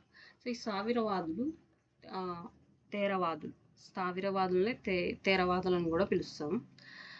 ఈ తేరవాదులు చెప్పాం కదా కౌశాంబి అవంతి వాసులని. సో వీళ్ళ మూల పురుషుడు ఎవరంటే మహాకచ్చాయన. సో ఈ తేరవాదుల మూల పురుషుడు ఎవరంటే మహాకచ్చాయన. ఈ పంచకళ్యాణాలను అనుసరించారు. మనకి తెలుసు కదా పంచకళ్యాణాలు, ఇంతకుముందు చదివాం. సో ఈ పంచకళ్యాణాన్ని అనుసరించారనమాట. సో వీరి కేంద్రాలు ఏంటంటే కౌశాంబి, ఉజ్జయిని. ఈ మెయిన్ కౌశాంబి, ఉజ్జయిని అనమాట మెయిన్ సెంటర్స్. సో బౌద్ధ మతంలో మార్పులు కోరే వారిని తేరవాదులు ఆర్ స్థావిరవాదులు అంటారు. సో తేరవాదులు స్థావిరవాదులు అన్న ఒకటే. సో వీళ్ళు వచ్చేసి బౌద్ధ మతంలో కొన్ని మార్పులు కోరారనమాట. తదుపరి 4వ బౌద్ధ సంగతిలో తేరవాదులే హీనయాన బౌద్ధులుగా మారారనమాట. సో ఈ స్థావిరవాదులు తేరవాదులే హీనయాన బౌద్ధులుగా మారారు. ఎప్పుడు అంటే 4వ బౌద్ధ సంగతిలో. మహాసాంఘికుడు. సో మహాసాంఘికుల మూల పురుషుడు ఎవరంటే మహాకశ్యపుడు. ఇతడు బుద్ధ జాతక కథలను అనుసరించారనమాట. సో ఫస్ట్ తేరవాదులు వచ్చేసి ఏది అనుసరించారు? సో ఇప్పుడే చెప్పుకున్నాం, వీళ్ళు జాతక కథల్ని అనుసరించారు. సో వీళ్ళు వచ్చేసి పంచకళ్యాణాలను అనుసరించారనమాట. సో వీరి ముఖ్య కేంద్రం వచ్చేసి వైశాలి. తదుపరి కార్యక్రమంలో అంటే 4వ బౌద్ధ సంగతిలో మహాసాంఘికులే మహాయాన బౌద్ధులుగా మారారనమాట. సో వీళ్ళు ఫస్ట్ టైం ఎప్పుడు 2వ బౌద్ధ సంగతిలో చీలికలుగా విడిపోయారు. స్థావిరవాదులు నెక్స్ట్ మహాసాంఘికులుగా విడిపోయారు. అలాగే 4వ బౌద్ధ సంగతిలో హీనయాన బౌద్ధులుగా మహాయాన బౌద్ధులుగా విడిపోయారనమాట. తేరవాదులు వచ్చేసి హీనయాన బౌద్ధులుగా విడిపోతే మహాసాంఘికులు వచ్చి మహాయాన. సో ఇలా గుర్తుపెట్టుకోవాలంటే ఇలా మహాయాన సాంఘికులు, మహాయాన అని. హీనయాన అంటే డిఫరెంట్ లెటర్, డిఫరెంట్ ఉంది కదా, ఇక్కడ మహా అని ఉంది, మహాయానులు అని గుర్తుపెట్టుకోండి, ఈజీగా ఉంటుంది. మహాయాన బౌద్ధ మతం ఆంధ్రాలో అమరావతి, నాగార్జున కొండ వరకు వ్యాపించింది అనమాట ఈ మహాయాన బౌద్ధ మతం. ఇది ఇంపార్టెంట్, ఎందుకంటే మనం ఆంధ్ర రిలేటెడే చదువుతున్నాం కాబట్టి అడిగే ఛాన్సెస్ మోస్ట్లీ ఉంటాయి. సో మహాయాన బౌద్ధం ఆంధ్రలో అమరావతి, నాగార్జున కొండ వరకు వ్యాపించింది. బౌద్ధ మత సంగతి క్రీస్తు పూర్వం 251. మూడవ బౌద్ధ సంగతిలో ఎక్కడ జరిగిందంటే పాటలీపుత్రంలో జరిగింది, నిర్వహించింది అశోకుడు. తర్వాత మొగలిపుత్త తిస్స అధ్యక్షత వహించారు. ఇతన్నే శ్రీలంక అశోకుడు అని కూడా పిలుస్తారనమాట, ఈ మొగలిపుత్త తిస్సాని. సో ఈ సంగతి అశోకుని కాలంలో జరిగింది కదా. ఇలా జరిగింది అని తెలిపే గ్రంథాన్ని ఏమంటామంటే దీపవంశం అని అంటాం. సో ఈ మూడో బౌద్ధ సంగతిలో ముఖ్య పాత్ర వహించిన వర్గం ఏంటంటే తేరవాదులు అనమాట. సో వీళ్ళు మూడవ బౌద్ధ సంగతిలో సో మెయిన్ రోల్ అనమాట వీళ్ళది, తేరవాదులది. సో కథావత్తు గ్రంథాన్ని ఈ బౌద్ధ చర్చల సారాంశం అంతా ఈ కథావత్తు గ్రంథంగా తెలిపారనమాట. సో మూడవ బౌద్ధ సంగతిలో అభిధమ్మ పీఠికానికి చేర్చిన చివరి భాగం ఏంటంటే ఈ కథావత్తు. సో అభిధమ్మ పీఠికకి ఈ కథావత్తు చేర్చారనమాట. దీన్ని రూపొందించింది ఇతనే, శ్రీలంక అశోకుడు మొగలిపుత్త తిస్స. అశోకుడు తన కుమారుడు మహేంద్రుడు తర్వాత కుమార్తె సంఘమిత్రలను తేరవాద సిద్ధాంత ప్రచారం చేయటకు సింహాలకు పంపాడనమాట. ఎవరు? అశోకుడు. ఇతని కుమారుడు మహేంద్రుడును తర్వాత కుమార్తె సంఘమిత్రలను ఈ తేరవాద సిద్ధాంత ప్రచారానికి ఈ సింహాలకి పంపాడనమాట. ఎవరు? అశోకుడు. సో నాలుగవ బౌద్ధ సంగతి సో ఫస్ట్ వన్నీ క్రీస్తు పూర్వం జరిగితే దీని యొక్క స్పెషాలిటీ ఏంటంటే క్రీస్తు శకం 1వ శతాబ్దంలో జరిగింది. సో ప్రదేశం వచ్చేసి కుందలవనం, కాశ్మీర్ అనమాట. ఈ సమావేశం జరిపించిన వారు వచ్చేసి కనిష్కుడు, సమావేశ అధ్యక్షుడు వచ్చేసి వసుమిత్రుడు, సమావేశ ఉపాధ్యక్షుడు వచ్చేసి అశ్వఘోషుడు. సో దీంట్లో మరి అధ్యక్షుడు ఉన్నారు, ఉపాధ్యక్షుడు ఉన్నారని గుర్తుపెట్టుకోవాలి. అధ్యక్షుడు వసుమిత్రుడు అయితే ఉపాధ్యక్షుడు అశ్వఘోషుడు అవుతాడు. దీని రిజల్ట్ ఏంటంటే బౌద్ధ మతంలో రెండోసారి చీలిక ఏర్పడింది. సో మహాయానులు హీనయానులుగా విడిపోయారు. సో మహాయానులు అంటే ఎవరు? సాంఘికులు అనేది గుర్తుపెట్టుకోవాలి. సో బౌద్ధ మతంలో ఏర్పడిన శాఖోపశాఖలను సరిచేయడానికి ఏర్పరిచిన సంగతే ఈ 4వ సంగతి అనమాట. సో వీళ్ళని వేడిపోయారు కదా, వీటినన్నింటినీ అంటే వీళ్ళ మధ్య ఉన్న డిస్పెన్సెస్ అన్ని క్లియర్ చేసాకే ఈ 4వ సంగతిని ఏర్పాటు చేశారు. ఈ 4వ సంగతిలోనే చర్చలు రూపొందించుకున్న గ్రంథం ఏంటంటే విభాష శాస్త్రాలు. సో ఈ చర్చలన్నీ వీళ్ళు చేసుకున్న అన్ని దీంట్లో విభాష శాస్త్రాల్లో రూపొందించారనమాట ఒక గ్రంథంగా. సో ఈ సమావేశం నాటికి బౌద్ధ మతం 18 శాఖలుగా విడిపోయిందనమాట. సో ఇన్నిసార్లు జరిగినప్పుడు ఇది ఇంకా ఎక్కువ టైమ్స్ విడిపోయింది. ఎలా అంటే 18 శాఖలుగా విడిపోయింది ఈ 4వ సంగతిలో. ఈ సమావేశ చర్చలు సంస్కృతంలో లిఖించబడ్డాయి అన్నమాట. సో ఇవన్నీ ఇలా గ్రంథాల్లో లిఖించింటారు కదా, అవన్నీ సంస్కృత భాషలో లిఖించారు. సో 4వ సంగతిలో ప్రముఖ పాత్ర వహించిన వారు ఎవరంటే సర్వాస్తివాదులు. సో వీళ్ళు మెయిన్ రోల్ అనమాట. ఎవరు? 3వ దాంట్లో వచ్చి తేరవాదులు అయితే, 3వ బౌద్ధ సంగతిలో తేరవాదులు అయితే, ఈ 4వ సంగతిలో సర్వాస్తివాదులు అనమాట మెయిన్ రోల్ ప్లే చేశారు. సో 4వ బౌద్ధ సంగతిలో ఆచార్య నాగార్జునుడు ప్రతిపాదించిన మాధ్యమిక శూన్యవాదం కారణంగా బౌద్ధ మతంలో చీలిక ఏర్పడి బౌద్ధ మతం హీనయాన మహాయానులుగా విడిపోయింది. సో తర్వాత క్రీస్తు శకం 1వ శతాబ్దం స్పష్టంగా కనిపించిన చీలిక ఏంటంటే ఈ స్థావిరవాదులు హీనయానులుగా, మహాసాంఘికులు మహాయానులుగా. సో ఇవి గుర్తుపెట్టుకోవడానికి కష్టంగా ఉంటే ఇలా గుర్తుపెట్టుకోండి. మహా అని 2 ఉన్నాయి కదా. సాంఘికులు అంటే మహాయానులుగా విడిపోయారు. సో వీళ్ళు స్థావిరవాదులు హీనయానులుగా విడిపోయారు. సో పూర్వపు తేరవాదులు హీనయాన బౌద్ధులుగా మారారు. సో పూర్వపు మహాసాంఘికులే మహాయాన బౌద్ధులుగా మారారు. సో చెప్పిందే మళ్ళీ మళ్ళీ రిపీట్ చేసి రాస్తున్నారు కాబట్టి మనకి ఇంకా బాగా గుర్తుండాలి. So next హీనయానం. హీనయానం అంటే ఏంటి? చిన్న వాహనం అని అర్థం. ఈ హీనయానం మత గ్రంథాల భాష పాలి ప్రాకృతం. ప్రాకృత భాషలో ప్రాకృతం ఈ రెండు భాషలు పాలి ప్రాకృతం రెండు ఉన్నాయి. మెయిన్ అంటే వీళ్ళు ఈ రెండు భాషలకి ప్రాధాన్యం ఇచ్చారనమాట హీనయానం వాళ్ళు. హీనయాన ప్రామాణిక గ్రంథం ఏంటంటే దీని యొక్క ప్రామాణిక గ్రంథం ఏంటంటే విశుద్ధి వర్గం. విశుద్ధి వర్గం రచించింది ఎవరంటే బుద్ధ ఘోషుడు రచించాడు. సో హీనయానంలో బుద్ధుడు ఒక గురువు. హీనయానంలో వస్తువులు అశాశ్వతాలు, మోక్షం వ్యక్తిగతం అని వీరు భావించారనమాట. సో మోక్షం వ్యక్తిగతం అని వీరు భావించారు.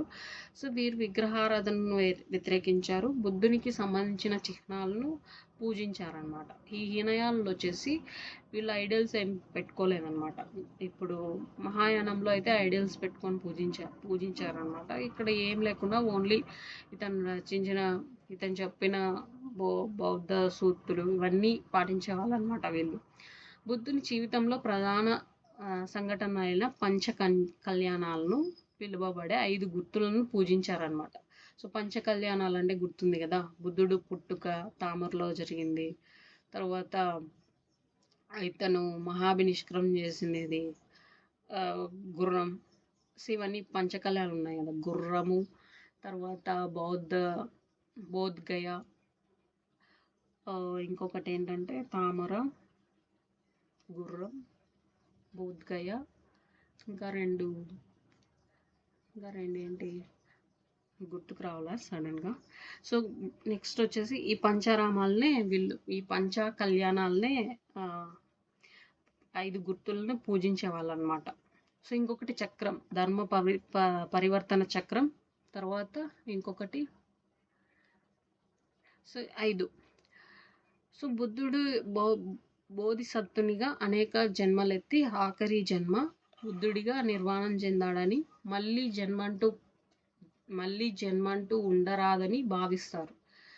సో బుద్ధుని బోధసత్వునిగా అనేక జన్మలెత్తి ఆఖరి జన్మ బుద్ధుడి అంటే ఇతని ఆఖరి జన్మ ఇదేనంట అన్నట్టు నమ్ముతారు వీళ్ళు.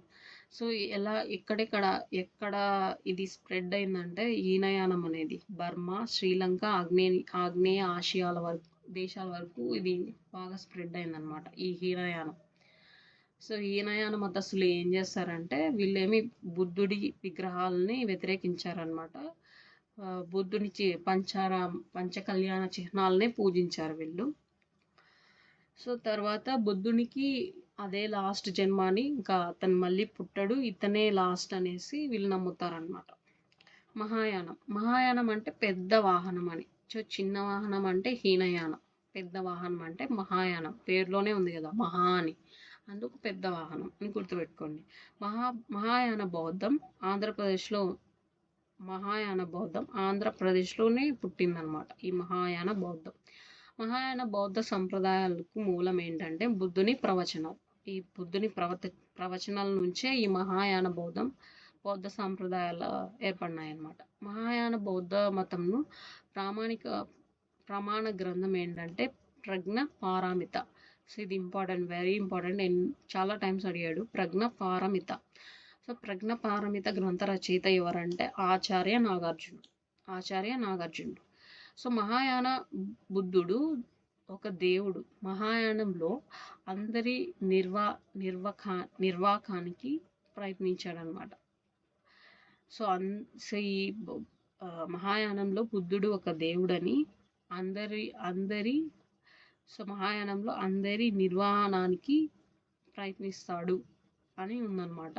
మహాయానంలో అజ్ఞానులను ఉద్ధరించడానికి జ్ఞానసిద్ధిని సాధిస్తాడు. సో ఈ మహాయానంలో అజ్ఞానులను ఉద్ధరించడానికి జ్ఞానసిద్ధిని సాధిస్తాడు అనేసి ఉందన్నమాట. సో మహాయాన వస్తువులన్నీ శూన్యం, ఇది శూన్యవాదం అని. తర్వాత విగ్రహారాధనకు వీళ్ళు మెయిన్ ఇంపార్టెన్స్ ఇచ్చారు. గౌతమ్ బుద్ధుడిని దేవునిగా భావించారనమాట. సో, వీళ్ళు ఎక్కువ ప్రాముఖ్యత ఇచ్చిన భాషలు వచ్చేసి సంస్కృతం. సో, హీనయానంలో అయితే పాలి, ప్రాకృతం ఎక్కువ ఇంపార్టెన్స్ ఇచ్చారు. ఇక్కడ వచ్చేసి సంస్కృతం. సంస్కృతానికి ఎక్కువ ఇంపార్టెన్స్ ఇచ్చారనమాట. ప్రపంచంలో దుఃఖాన్ని అంతమొందించకుండానే నిర్యాణం చెందాడు అనేసి వీళ్ళు నమ్మారనమాట. కాబట్టి మళ్ళీ మళ్ళీ బుద్ధుడు బోధసత్వునిగా జన్మించి ఈ దుఃఖాన్ని పరిహారం చేస్తాడని వీళ్ళు భావిస్తారనమాట. సో, హీనయానంలో ఏమనుకున్నారు వీళ్ళు? సో, ఇంకా ఇతను ఇదే లాస్ట్ జన్మ ఇతనిది. ఇతని తర్వాత ఈయనలాగా ఎవరు పుట్టరు అని వాళ్ళు నమ్మారు హీనయానంలో. మహాయానం దీనికి ఎప్పుడు ఆపోజిటే కదా. వీళ్ళేమనుకున్నారంటే ఈ దుఃఖాన్ని పోగొట్టడానికి ఇతను మళ్ళీ మళ్ళీ పుడతారు. అదే మగధీరలో అంటారు కదా, మళ్ళీ పుట్టావురా భైరవ అని, అలా పుడతారని వీళ్ళు మహాయానంలో అనుకుంటున్నారు. సో, వీళ్ళు అలా భావించారనమాట. సో, నెక్స్ట్ ఇది మహాయానం ఏ ఏ దేశాలకి వ్యాపించిందంటే China, Japan, Korea, Nepal. So, ఎక్కువ చైనా, ఈ జపాను, నేపాల్ అన్నీ ఈస్ట్ సైడ్ ఉన్నాయి. సో, ఇవన్నీ ఈ దేశాల్లో ఎక్కువగా ఈ మహాయానం వాళ్ళు ఫాలో అయ్యారనమాట. ఇలా వజ్రయానం వచ్చేసి క్రీస్తు శకం 5వ శతాబ్దం నుండి కనిపిస్తుంది ఈ వజ్రయానం. సో, మరొక పేరు ఏంటంటే తాంత్రిక బౌద్ధ మతం. వజ్రయానుల దేవుడి పేరు ఏంటంటే వజ్రపాణి. సో, వజ్రయానుల పేరు ఏంటంటే వీళ్ళ దేవుడి పేరు వజ్రపాణి. సో, తూర్పు భాషల్లో మనం చెప్పాం కదా ఇది 18 శాఖలుగా విడిపోయిందని. సో, అందుకే ఇలా వజ్రాయానం ఇలా అన్నీ ఉంటాయన్నమాట. అది గుర్తుపెట్టుకోండి. ఇవన్నీ వీటిల్లో నుంచి మోస్ట్లీ క్వశ్చన్స్ ఇలాగే వేటి నుంచి అయినా అడగచ్చు. మహాయానం నుంచి, హీనయానం నుంచి, వజ్రయానం ఇలా చాలా ఉంటాయి. సో, మనం బాగా ఫోకస్ చేయాలి ఇలాంటి మొత్తం అన్నీ. సో, తూర్పు భారతదేశంలో వజ్రయానంను ముఖ్య కేంద్రం ఏంటంటే విక్రమశీల విశ్వవిద్యాలయం.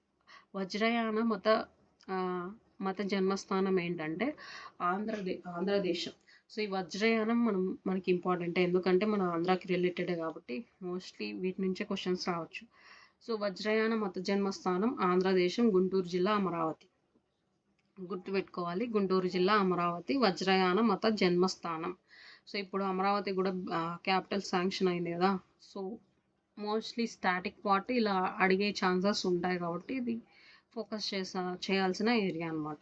సో, వజ్రయాన బౌద్ధం యొక్క అభివృద్ధి ప్రచారం నందు అతి ముఖ్య పాత్రను నిర్వహించినది సిద్ధ నాగార్జునుడు. సో, ఈ వజ్రయాన బౌద్ధం యొక్క అభివృద్ధి, దీని యొక్క ప్రచారాన్ని సిద్ధ నాగార్జునుడు మెయిన్ రోల్ ప్లే చేశాడనమాట. ఆంధ్రదేశంలో వజ్రయాన బౌద్ధమునకు ప్రధాన కేంద్రం ఏంటంటే శ్రీపర్వతం ఈ వజ్రయాన బౌద్ధ మతానికి ప్రధాన కేంద్రం అనమాట. వజ్రయానంకు ఆధారాలు ఏంటంటే మంత్రాలు, తంత్రాలు. సో, మెయిన్ ఎవిడెన్స్ ఏంటంటే ఈ మంత్రాలు, తంత్రాలు వజ్రయానానికి. వజ్రయాన బౌద్ధ లక్షణాలు ఏంటంటే మంత్రతంత్రాలు, శ్రీ దేవతారాధన. సో, మెయిన్ బౌద్ధ లక్షణాలు ఈ వజ్రయాన బౌద్ధ మత లక్షణాలు అన్నమాట. సో, నెక్స్ట్ వచ్చేసి ఈ లక్షణాలు ఏంటంటే లైంగిక సంబంధమైన యోగ సాధన. సో, మంత్రతంత్రాలు, శ్రీ దేవతారాధన, లైంగిక సంబంధమైన యోగ సాధన ఈ వజ్రయాన బౌద్ధ మత లక్షణాలు. వజ్రయానంలో 2 మత శాఖలు గలవు. అవి ఏంటంటే కాలచక్రయానం, సహజయానం. అవి గుర్తుపెట్టుకోవాలి. బౌద్ధ మత సాహిత్యం. సో, బౌద్ధ మత సాహిత్యం ఎక్కువగా పాలి సంస్కృత భాషలో ఉందన్నమాట. హీనయాన బౌద్ధం అయితే పాలి భాషలో, మహాయాన అయితే సంస్కృతం. సో, ఇది హీనయాన అయితే పాలి, మహాయాన అయితే సంస్కృతం. జాతక కథలు బుద్ధుని జీవిత కథలు అన్నమాట. సో, మిలింద పన్హా చాలా ఇంపార్టెంట్. బౌద్ధ సన్యాసి నాగసేనుడి గురించి చెప్తుంది. సో, అలాగే రాజు మినిండర్ల మధ్య సంభాషణ గురించి చెప్తుంది. సో, వీళ్ళిద్దరి డిస్కషన్ ఈ మిలింద పన్హాలో ఉంటుందన్నమాట. సో నెక్స్ట్ వచ్చేసి హీనయాన పవిత్ర గ్రంథాలు. సో ఈ బుద్ధుడు మరణించిన తర్వాత ఇతని బోధనలు 3 బుట్టల్లో స్వీకరించారనమాట. అవేంటంటే త్రిపీటకాలు. ఈ త్రిపీటకాలు బౌద్ధ సాహిత్యంలో తొలి సాహిత్యాలు అనమాట. తొలి సాహిత్యం ఈ త్రిపీటకాలు అనమాట. హీనయాన బౌద్ధ మతానికి భగవద్గీత వంటిది ఈ త్రిపీటకాలే. త్రిపీటకాలు అనగా బోర్లించిన మూడు గంపలు. సో 3 గంపలతో పోల్చారనమాట. ఈ త్రిపీటకాలను రచించిన భాష ఏంటంటే పాలి భాషలో. సో ఈ త్రిపీటకాలు పాలి భాషలో ఉన్నాయి. సో బోర్లించిన గంపలతో పోల్చారు. సో భగవద్గీతగా అంటే బౌద్ధ మతాన్ని భగవద్గీతగా చూసేది ఎవరంటే ఈ హీనయానలు. తొలి సాహిత్యం ఈ త్రిపీటకాలు అనమాట. బౌద్ధ సాహిత్యంలోనే ఇది తొలి సాహిత్యం త్రిపీటకాలు. త్రిపీటకాలు ఏంటి? సుప్త పీఠకం మనం ఆల్రెడీ చదివాం, వినయ పీఠకం, అభిధమ్మ పీఠకం. అభిధమ్మ పీఠకంలో బుద్ధుని తత్వం చెప్తుంది. వినయ పీఠిక వీళ్ళ క్రమశిక్షణ నియమావళి గురించి వినయ పీఠకం చెప్తుంది. బుద్ధుని బోధనల గురించి సుప్త పీఠకం చెప్తుంది. సో త్రిపీటకాల పైన వ్యాఖ్యానాలను రాసిన బౌద్ధ మతాధిపతి ఎవరంటే బుద్ధ ఘోషుడు. సో ఈ బుద్ధ ఘోషుడు వ్యాఖ్యానాలను రాస్తాడనమాట. సుత్త పీఠకం. సో ఈ సుత్త పీఠకం త్రిపీటకాలలో అతి ప్రధానమైనదనమాట. సో మొదటి బౌద్ధ సంగతిలో రచించబడింది ఈ సుత్త పీఠకాన్ని ఎవరు రచించారు? ఆనందుడు. సో మనకు తెలుసు బుద్ధుని యొక్క జాతక కథలు, బోధనలను, ఉపదేశాలను సంకలనం చేశారనమాట. ఎవరు? ఆనందుడు. దీనిలో భాగాలు ఏంటంటే దిగానికాయ 34 శ్లోకాలు అనమాట. 34 శ్లోకాలు. ఇది గణతంత్ర జనపదాల వజ్జి మల్ల గురించి పేర్కొంటుంది అనమాట ఈ దిగానికాయలు. సో ఈ మధ్యమ నికాయలో 125 శ్లోకాలు ఉంటాయి. అంగుత్త నికాయలో 2300 శ్లోకాలు ఉంటాయి. 16 మహాజనపదాల గురించి చెప్తుందన్నమాట ఈ అంగుత్త నికాయ. సో ఈ నికాయలు వెరీ ఇంపార్టెంట్. ఈ మెయిన్ ఈ 5 నేర్చుకోండి బాగా. సంయుక్త నికాయ 56 శ్లోకాలు ఉంటాయి. బద్ధక నికాయలో 15 చిన్న పుస్తకాలు ఉంటాయి. వీటినే జాతక కథలను కూడా ఇవి జాతక కథల గురించి చెప్తుందన్నమాట ఈ బుద్ధక నికాయ. 15 చిన్న పుస్తకాలు ఉంటాయన్నమాట ఇందులో. సో దిగ్గనికాయలో 34 శ్లోకాలు దేని గురించి చెప్తుందంటే గణతంత్ర జనపదాల గురించి చెప్తుంది. అంటే ఇంకేంటి మధ్యమ నికాయలో 125 శ్లోకాలు ఉంటాయి. అంగుత్త నికాయలో 2300 శ్లోకాలు ఉంటాయి. ఇది 16 మహాజనపదాల గురించి చెప్తుంది అనమాట. ఈ అంగుత్త నికాయ చాలా సార్లు అడిగారు. సో నెక్స్ట్ వచ్చేసి వినయ పీఠికం. వినయ పీఠికం మొదటి బౌద్ధ సంగతిలో సంకలనం చేయబడింది. దీన్ని సంకలనం చేసింది ఉప్పాలి అని చదివాం. తర్వాత బౌద్ధ సంఘం, బౌద్ధ సన్యాసుల క్రమశిక్షణ, ఇలా ప్రవర్తన నియమావళి ఇందులో ఉంటుందని తెలుసు. దీంట్లో భాగాలు ఏంటంటే సుత్త విభాగం, పరివారం, కందకం. సో ఈ భాగాలు గుర్తుపెట్టుకోండి. సుత్త విభాగం, పరివారం, కందకం. సో దీంట్లో 2 భాగాలు ఉంటాయి. అది మహాదుర్గం ఒకటి, ఇంకోటి చుల్లదుర్గం. సో మహాదుర్గం, చుల్లదుర్గం అంటే మొదటి బౌద్ధ సంగతిని వివరిస్తుంది అనమాట. ఈ చుల్లదుర్గం మొదటి బౌద్ధ సంగతిని గురించి వివరిస్తుంది. సో బింబిసారుడు వధించినది అజాత శత్రువు అని తెలుపు పీఠికం ఏంటంటే వినయ పీఠికం. వినయ పీఠికంలో ఈ బింబిసారుడు అజాత శత్రువుని చంపేశాడనేసి ఈ వినయ పీఠికంలో ఉందన్నమాట. అభిధమ్మ పీఠికం 3వ బౌద్ధ సంగతిలో సంకలనం చేయబడింది. సో దీన్ని సంకలనం చేసింది ఎవరంటే మొగలిపుత్త తిస్స. అభిధమ్మ పీఠికం ఇది బుద్ధుని తత్వం గురించి చెప్తుంది, బౌద్ధ మత శిల్పం గురించి చెప్తుంది. తర్వాత థేరవాద సిద్ధాంతాన్ని వివరిస్తుంది అనమాట. దీనిలో భాగాలు ఏంటంటే ధమ్మ సగిం, విభింగ, ధాతుకత, పులబ్ జాతి. సో వీటి గురించి థేరవాదంలో వివరించారనమాట, థేరవాద సిద్ధాంతంలో. నెక్స్ట్ సింహలి గ్రంథాలు. దీపవంశం ఇది సింహల దేశంలో క్రీస్తు శకం 325 నుంచి 52 వరకు పాలించిన మహాసేనుని రాజకాలం వరకు గల చరిత్రను చెప్తుందన్నమాట ఈ దీపవంశం. సింహలి వంశంలో బౌద్ధ మత ప్రవేశం గురించి అశోకుడు పాలనకు వచ్చిన తొలి చరిత్రను తెలియజేస్తుంది అనమాట. తర్వాత బౌద్ధ ప్రచారం కోసం అశోకుడు సింహళానికి వీళ్ళని పంపించారు కదా, తన కూతుర్ని అండ్ కొడుకుని. వాళ్ళ కూతురు సంఘమిత్ర, కొడుకు మహేంద్ర. సో మహావంశం అన్నమాట. మహావంశాన్ని రచించింది మహార్ణవుడు మహావంశం. సో ఇందులో దీపవంశంలోని కథా విషయములే పద్య రూపంలో వర్ణించారనమాట. ఈ మహావంశంలో మిలింద పన్హా ఇది క్రీస్తు పూర్వం 1వ శతాబ్దంలో ఇండో గ్రీకు రాజు మిలిండర్ మిలిందిని లేదా మినాండర్ అంటారు. మిలిందుని ఆర్ మినాండర్ అంటారు. సో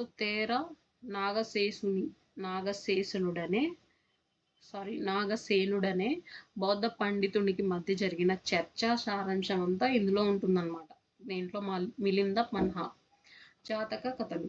బుద్ధుని బౌద్ధ సత్వుడిగా తాను ఎత్తిన జన్మల్లో జరిగినట్టు చెప్పబడిన సంఘటనలు, గొప్ప సాహిత్య విధానాలను కలిగి ఉంటాయి జాతక కథల్లో ఎక్కువగా నీతి కథలే ఉన్నాయన్నమాట. ఇవి 35 పునర్జన్మల గురించి సంబంధించిన బుద్ధుని కథలు అనమాట. అజంతా గుహల్లో ఈ జాతక కథలు ఉన్నాయన్నమాట. ఒకటవ గుహలో స్నాన దృశ్యం, అంతఃపుర దృశ్యం, మహాజనక దృశ్యం ఉన్నాయన్నమాట 1వ గృహలో. 10వ గృహలో శ్వేతగజ జాతకం ఈ 10వ గుహలో ఉంది. సో అలాగే 16వ గుహలో బుద్ధుని ఉపదేశం, మరణశయ్యపై రాకుమారి చిత్రం ఉన్నాయన్నమాట 16వ గృహలో. ఈ 17వ గృహలో మాత శిశువుల చిత్రం 17వ గృహలో ఉంది. ఈ 19వ గుహలో బుద్ధుని నిర్వాణం గురించి ఈ 19వ గుహలో ఉందన్నమాట. అమరావతిలో చెక్కబడిన జాతక కథలు. మిత్రవిందని కథ. ఈ మిత్రవిందని కథ నలగిరి గజ దర్శనం, శ్వేత రూపంలో ఉన్న బుద్ధుని అవతరణ. సో ఈనయానం ప్రకారం ఆత్మ లేదు, కర్మ మాత్రమే ఉంటుంది. ముందు జన్మలో మిగిలిపోయిన కోరికే పునర్జన్మకు కారణం అవుతుంది. కోరిక లేకుండా చేసుకోవడం జన్మ రాహిత్యానికి దారి తీస్తుందని. సో అలా చెప్పేదాన్నే అది మోక్షం, అదే నిర్వాణం అంటారు అన్నమాట. సో ఇది ఆత్మ లేదు, కర్మ మాత్రమే ఉంటుందని హీనయానం అనుకుంటుంది. సో అందులో వచ్చేసి జన్మ మిగిలిపోయిన కోరికే. సో ఈ జన్మలో మనకి తీరని కోరికలు ఉంటాయి కదా, సో అలా తీరని కోరికలు లేకుండా ఉంటే మళ్ళీ ఇంకొక జన్మ ఉంటుందన్నమాట అని వీళ్ళు నమ్ముతారంట. సో కోరిక లేకుండా ఉండే వాళ్ళ జీవితమే వ్యర్థం అన్నట్టు ఉందన్నమాట. సో అదే మోక్షం, అదే నిర్వాణం అని ఈ హీనయానం ప్రకారం అయితే ఇలా ఉందన్నమాట. సో ప్రస్తుతం సిలోన్, బర్మా, సయాం, లావోస్, కంబోడియాలో ఉన్న శాఖ ఏంటంటే ఈ స్థావిరవాదులు ఆర్ తేరవాదులు అన్న ఒకటే. సో వీళ్ళే హీనయానం అన్నా కూడా ఒకటే. హీనయానంలో అనంతరం రూపొందించిన శాఖలు ఏంటంటే సౌత్రాంత్రికులు, సమ్మతీయులు, సౌత్రాంత్రికులు అన్నమాట. సో మహాయాన బౌద్ధం సంస్కృత గ్రంథాలు ఏంటంటే మహావాస్తు బుద్ధుని అద్భుతాల గురించి వర్ణించే సంస్కృత గ్రంథం. అద్భుతాల గురించి బుద్ధుని వర్ణించే సంస్కృత గ్రంథం ఏంటంటే మహావస్తు. వజ్ర భౌతిక బౌద్ధ తత్వం గురించి చెప్తుంది. సుభావతి వ్యూహ అమితాభుని గొప్పతనం గురించి చెప్తుంది అన్నమాట. వసుమిత్రుడు మహావిభాషా శాస్త్రం వసుమిత్రుడు రచించాడు. వజ్రభౌతిక బౌద్ధ తత్వం. మహావస్తు బుద్ధుడి అద్భుతాల గురించి వర్ణించే సంస్కృత గ్రంథం అన్నమాట ఇది. అశ్వఘోషుడి యొక్క సంస్కృత రచనలు ఏంటంటే బుద్ధ చరితం. బుద్ధుని జీవితం ఆధారంగా ఈ బుద్ధ చరితం అనేది చేశారనమాట. ఎవరు? అశ్వఘోషుడు రాసిన సంస్కృత రచనల్లో ఈ బుద్ధ చరితం ఒకటి. సో తర్వాత సరిపుస్త ప్రకరణ, సౌంద సౌందరానంద కావ్యం. సో ఇవి వచ్చేసి అశ్వఘోషుని యొక్క సంస్కృత రచనలు. తర్వాత లలితా విస్తారం, బుద్ధుని జీవితానికి సంబంధించిన మహాయాన సంస్కృత గ్రంథం. సో దీనినే బైబుల్ ఆఫ్ మహాయాన బుద్ధిజంగా పిలుస్తారనమాట. ఇది లలితా విస్తారం. దీని ఆధారంగా చేసుకొని ఎడ్విన్ ఆర్నాల్డ్ ఏమన్నారంటే ద లైట్ ఆఫ్ ఏషియా అనే గ్రంథాన్ని రచించారనమాట. సో దీన్ని బేస్ చేసుకునే ఈ బైబుల్ ఆఫ్ మహావీన బుద్ధిజంగా పిలిచిన మహాయాన సంస్కృత గ్రంథాన్ని బేస్ చేసుకొని ఇతను ద లైట్ ఆఫ్ ఏషియా అనే గ్రంథాన్ని రాశారు. సో బౌద్ధుల కాలంలో భారతీయ గణితంలో సంఖ్యా విధానంను సంబంధించిన ముఖ్య గ్రంథం కూడా ఈ కాలంలోనే, బౌద్ధ కాలంలో భారతీయ గణితంలో సంఖ్యా విధానంకు సంబంధించిన ముఖ్య గ్రంథం ఇది అన్నమాట, లలితా విస్తారం. సో బుద్ధుని నారాయణ మహాపురుషాన్ని వర్ణించారనమాట. బుద్ధుని నారాయణ మహాపురుషాన్ని వర్ణించింది లలితా విస్తారంలో గుర్తుపెట్టుకోవాలి. సో హర్షుడి యొక్క సంస్కృత నాటక గ్రంథాలు నాగానందం, ప్రియదర్శిని, రత్నావళి. సో హర్షుని సంస్కృత నాటక గ్రంథాలు ఏంటంటే నాగానందం, ప్రియదర్శిని, రత్నావళి. సో పై గ్రంథాల ద్వారా హర్షుడు బౌద్ధ మతాన్ని విస్తృతంగా ప్రచారం చేశాడనమాట. తమిళ బౌద్ధ మత గ్రంథాలు ఏంటంటే శిల్పాధికారం, ఇలంగో అడిగల్ ఇతని తమిళ బౌద్ధ గ్రంథాలు. సో ఈ శిల్పాధికారం ఎవరంటే ఇలంగో అడిగల్, మణిమేకలై, సిత్తలై శాంతనర్ బౌద్ధ మతస్థుడు అనమాట ఇతను. సో ఇవి తమిళ బౌద్ధ మత గ్రంథాలు. ఇతర బౌద్ధ మత గ్రంథాలు వసుబంధు, అభిధమ్మ ఘోషం, విద్యాసూత్ర, సిద్ధిశాస్త్రం, దశభూమిక శాస్త్రం. సో ఈ బౌద్ధ మతాల గ్రంథాలన్నీ గుర్తుపెట్టుకోవాలి. ఎలా అడగచ్చు అంటే ఇప్పుడు ఒక బౌద్ధ మత గ్రంథం ఇచ్చి ఎవరు రాశారు, ఎవరు రచించారు ఇలా అడుగుతారు అనమాట. సో వసుబంధ, అభిధమ్మ ఘోషం, విద్యాసూత్ర, సిద్ధిశాస్త్రం, దశభూమిక శాస్త్రం. బుద్ధఘోషుడు విసుదిష్ట వగ్ధం ఇది త్రిపీఠకాలపై వ్యాఖ్యానం చేసిందనమాట. సో ధాతుకత ప్రకరణ, కథావత్తు ప్రకరణ, సామంత వసారిక ఈ బుద్ధఘోషుడు రాసిన గ్రంథాలు. సో బుద్ధ పాలితుడు వచ్చేసి మూల మాధ్యమిక వృత్తి సంస్కృత భాష అనమాట. ఇది బుద్ధ పాలితుడు మూల మాధ్యమిక వృత్తి సంస్కృత భాష. ఆర్యదేవుడు వచ్చేసి శతశాస్త్రం, నాగసేనుడు మిలింద పన్హ, భావ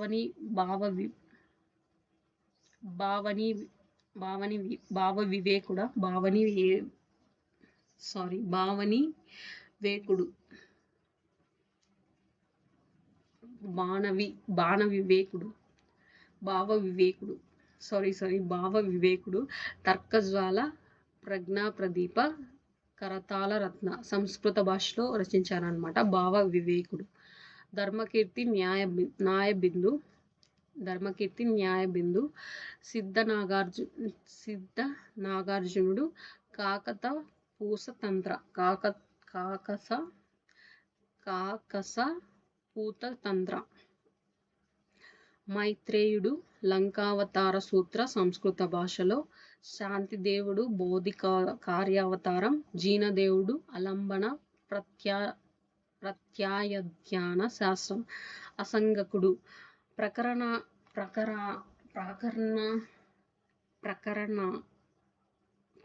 కార్యవాచ శాస్త్రం. సో ఆసంగకుడు ప్రకరణ కార్యవాచ శాస్త్రాన్ని,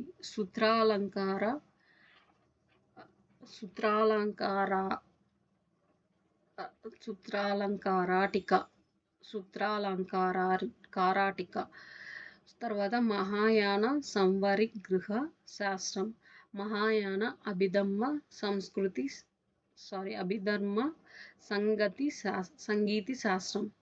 సో ఇవి వచ్చేసి అసంగకుడు రాసినవి. జీనుడు వచ్చేసి అభిలంబన ప్రత్యాయధ్యాన శాస్త్రం. సో తర్కానికి సంబంధించిన మొదటి బౌద్ధ గ్రంథాన్ని రచించింది ఎవరంటే వసుబంధు. సో తర్కానికి రిలేటెడ్ ఎవరు రచించారంటే వసుబంధు. సో విజ్ఞాగుడు సో దిజ్ఞాగుడు బౌద్ధ తర్కశాస్త్ర పితామహుడు ఎవరంటే దిజ్ఞాగుడు. బౌద్ధ తర్కశాస్త్ర పితామహుడు ఎవరంటే దిజ్ఞాగుడు. ఇది ఇంపార్టెంట్. దిజ్ఞాగుడు జన్మస్థలం ఏంటంటే తమిళనాడులో కాంచీలో ఇతను పుట్టాడు. సో హుయాన్సాంగ్ ప్రకారం ఆంధ్రాలో వెంగి విహారం జీవించాడు అనమాట. వెంగి విహారంలో జీవించాడు ఎవరు? ఈ దిజ్ఞాగుడు. ఇతను మహాయానంలో యోగాకారవాదాన్ని అనుసరించాడనమాట. మహాయానంలో యోగాకారవాదాన్ని దిజ్ఞాగుడు అనుసరించాడు. ఇతని రచనలు ఏంటంటే ప్రమాణ సముచ్చయం, న్యాయ ప్రవేశ, ఆలంబన పరీక్ష, హేతుచక్ర దమరు. సో ఇతని యొక్క రచనలు ఏంటంటే ప్రమాణ సముచ్చయం, న్యాయ ప్రవేశ, ఆలంబన పరీక్ష, హేతుచక్ర దమరు. ఆచార్య నాగార్జునుడు శాతవాహన రాజైన యజ్ఞశ్రీ శాతకారిని సమకాలికుడు అనమాట. సో ఆచార్య నాగార్జునుడు ఆచార్య నాగార్జునుడి కొరకు యజ్ఞశ్రీ శాతకర్ణి శ్రీపర్వతాన్ని 1500 గదులతో కూడిన పారావత విహారాన్ని నిర్మించాడనమాట. ఎవరు? యజ్ఞశ్రీ శాతకర్ణి. ఎవరి కోసం అంటే ఆచార్య నాగార్జునుడి కోసం. సో ఇతను మహాయాన రూపకర్త ఎవరంటే ఆచార్య నాగార్జునుడు. సో ఇతని మాధ్యమిక శూన్యవాదంను ప్రతిపాదించాడనమాట. మహాయాన మతంకు మూలం ఏంటంటే ఈ శూన్యవాదమే. సో ఆచార్య నాగార్జున బిరుదులు ఏంటంటే ఇండియన్ ఐన్స్టీన్, రెండవ బుద్ధుడు, మార్టిన్ లూథర్ ఆఫ్ ఇండియా, రెండవ తథాగతుడు అని కూడా అంటారనమాట. ఎవరిని? ఆచార్య నాగార్జున్ని. సో ఇవి వెరీ ఇంపార్టెంట్ అనమాట. ఇతని టైటిల్స్ ఏంటంటే ఇండియన్ ఐన్స్టీన్, రెండవ బుద్ధుడు, మార్టిన్ లూథర్ ఆఫ్ ఇండియా, రెండవ తథాగతుడు.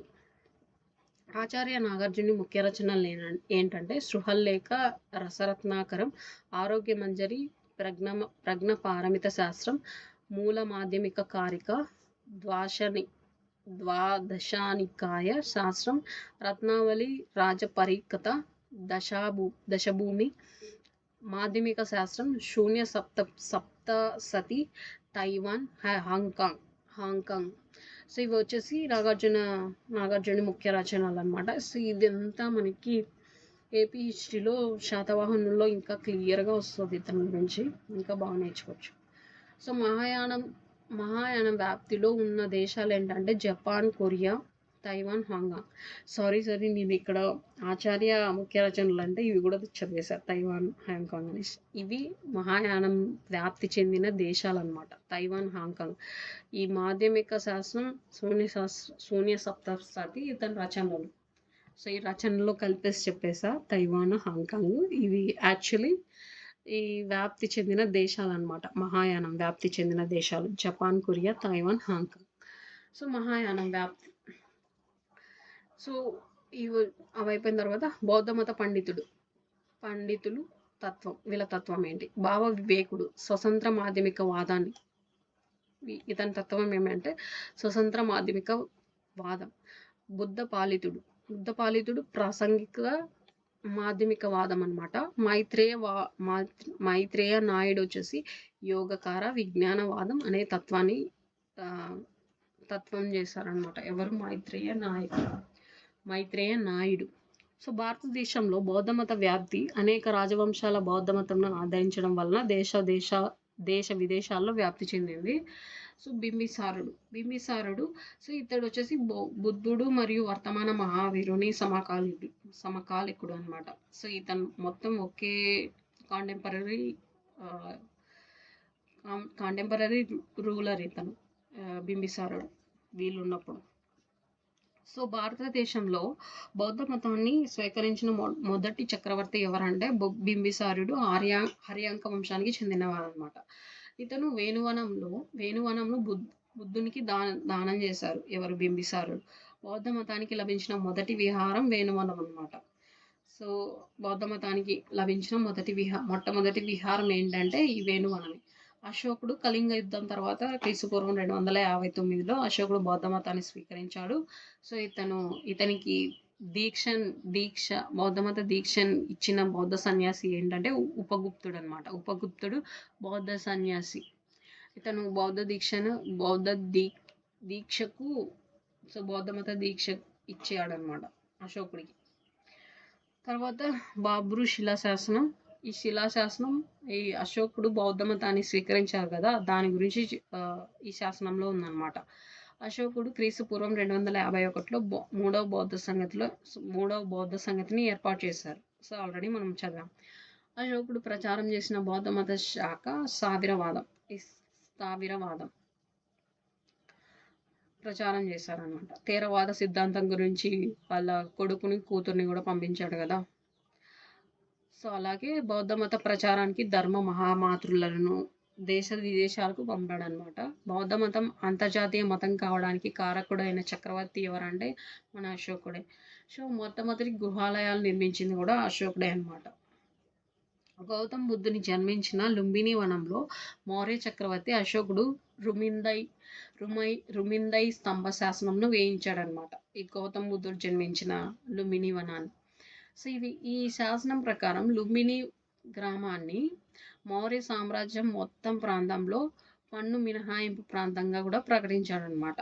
సో ఎందుకు, బుద్ధుడు అక్కడ పుట్టాడు కదా అందుకు. ఎందుకంటే ఈయన బౌద్ధ మతాన్ని ఆచరిస్తున్నాడు కాబట్టి దాని మీద ఉన్న ప్రేమతో కావచ్చు, అభిమానంతో కావచ్చు, సో ఈయన పన్ను మినహాయించారు. తర్వాత శాసనాన్ని ఈ శాసనం వచ్చేసి ప్రాకృతిలో, లిపి వచ్చేసి బ్రహ్మలిపిలో ఉందన్నమాట. ఇది గుర్తుపెట్టుకోవాలి. మెయిన్ ఏం గుర్తుపెట్టుకోవాలి, రుమిందై స్తంభ శాసనాన్ని వేయించడాన్ని గుర్తుపెట్టుకోవాలి. సో కనిష్కుడు, ఇతని బిరుదు ఏంటంటే రెండవ అశోకుడు అశ్వఘోషుని ప్రభావం చేత బౌద్ధ మతాన్ని స్వీకరించాడు.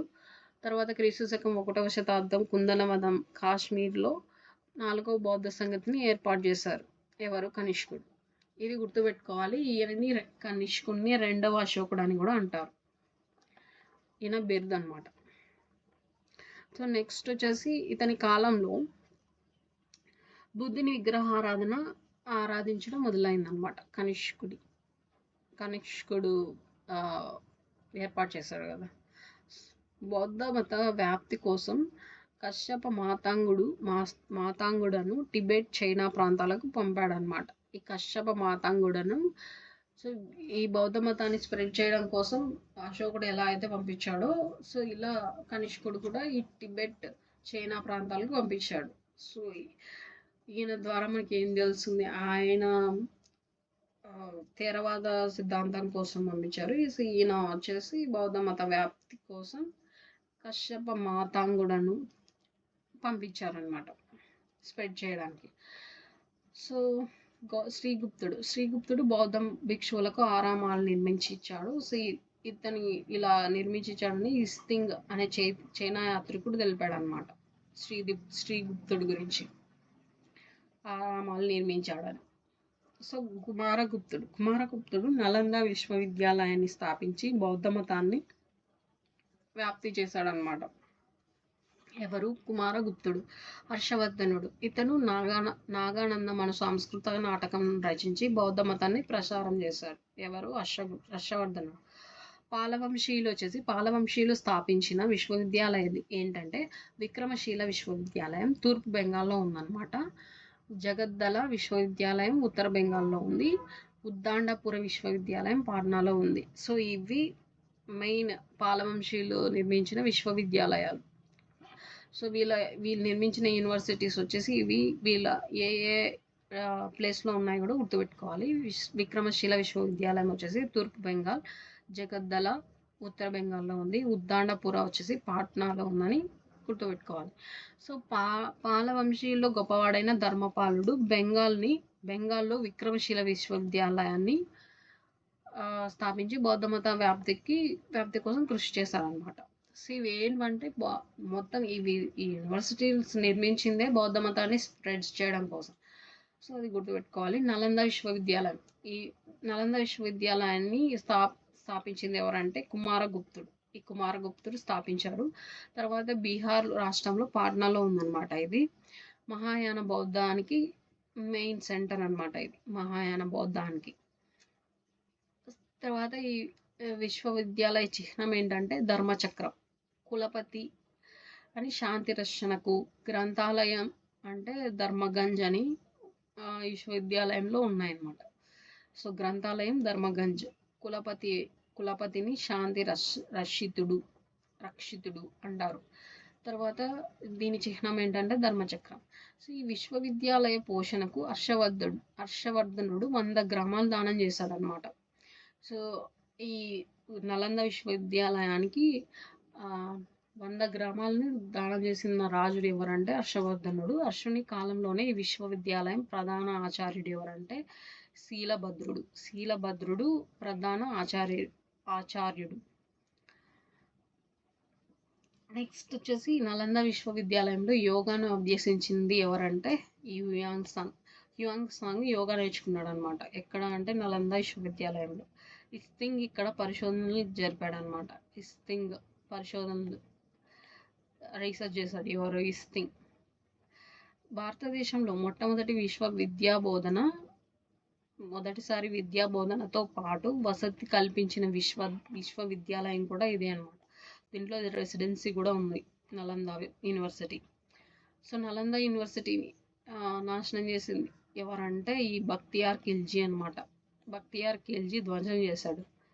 వల్లభి విశ్వవిద్యాలయం మోకరి వంశస్థులు నిర్మించారనమాట. హీనయాన బౌద్ధంకి ముఖ్య కేంద్రం. సో మహాయాన బౌద్ధానికి ముఖ్య కేంద్రం నలంద విశ్వవిద్యాలయం అయితే హీనయానానికి వల్లభి విశ్వవిద్యాలయం అనమాట. విక్రమశీల విశ్వవిద్యాలయం నిర్మించింది ధర్మపాలుడు పాలవంశీయుడు అనమాట.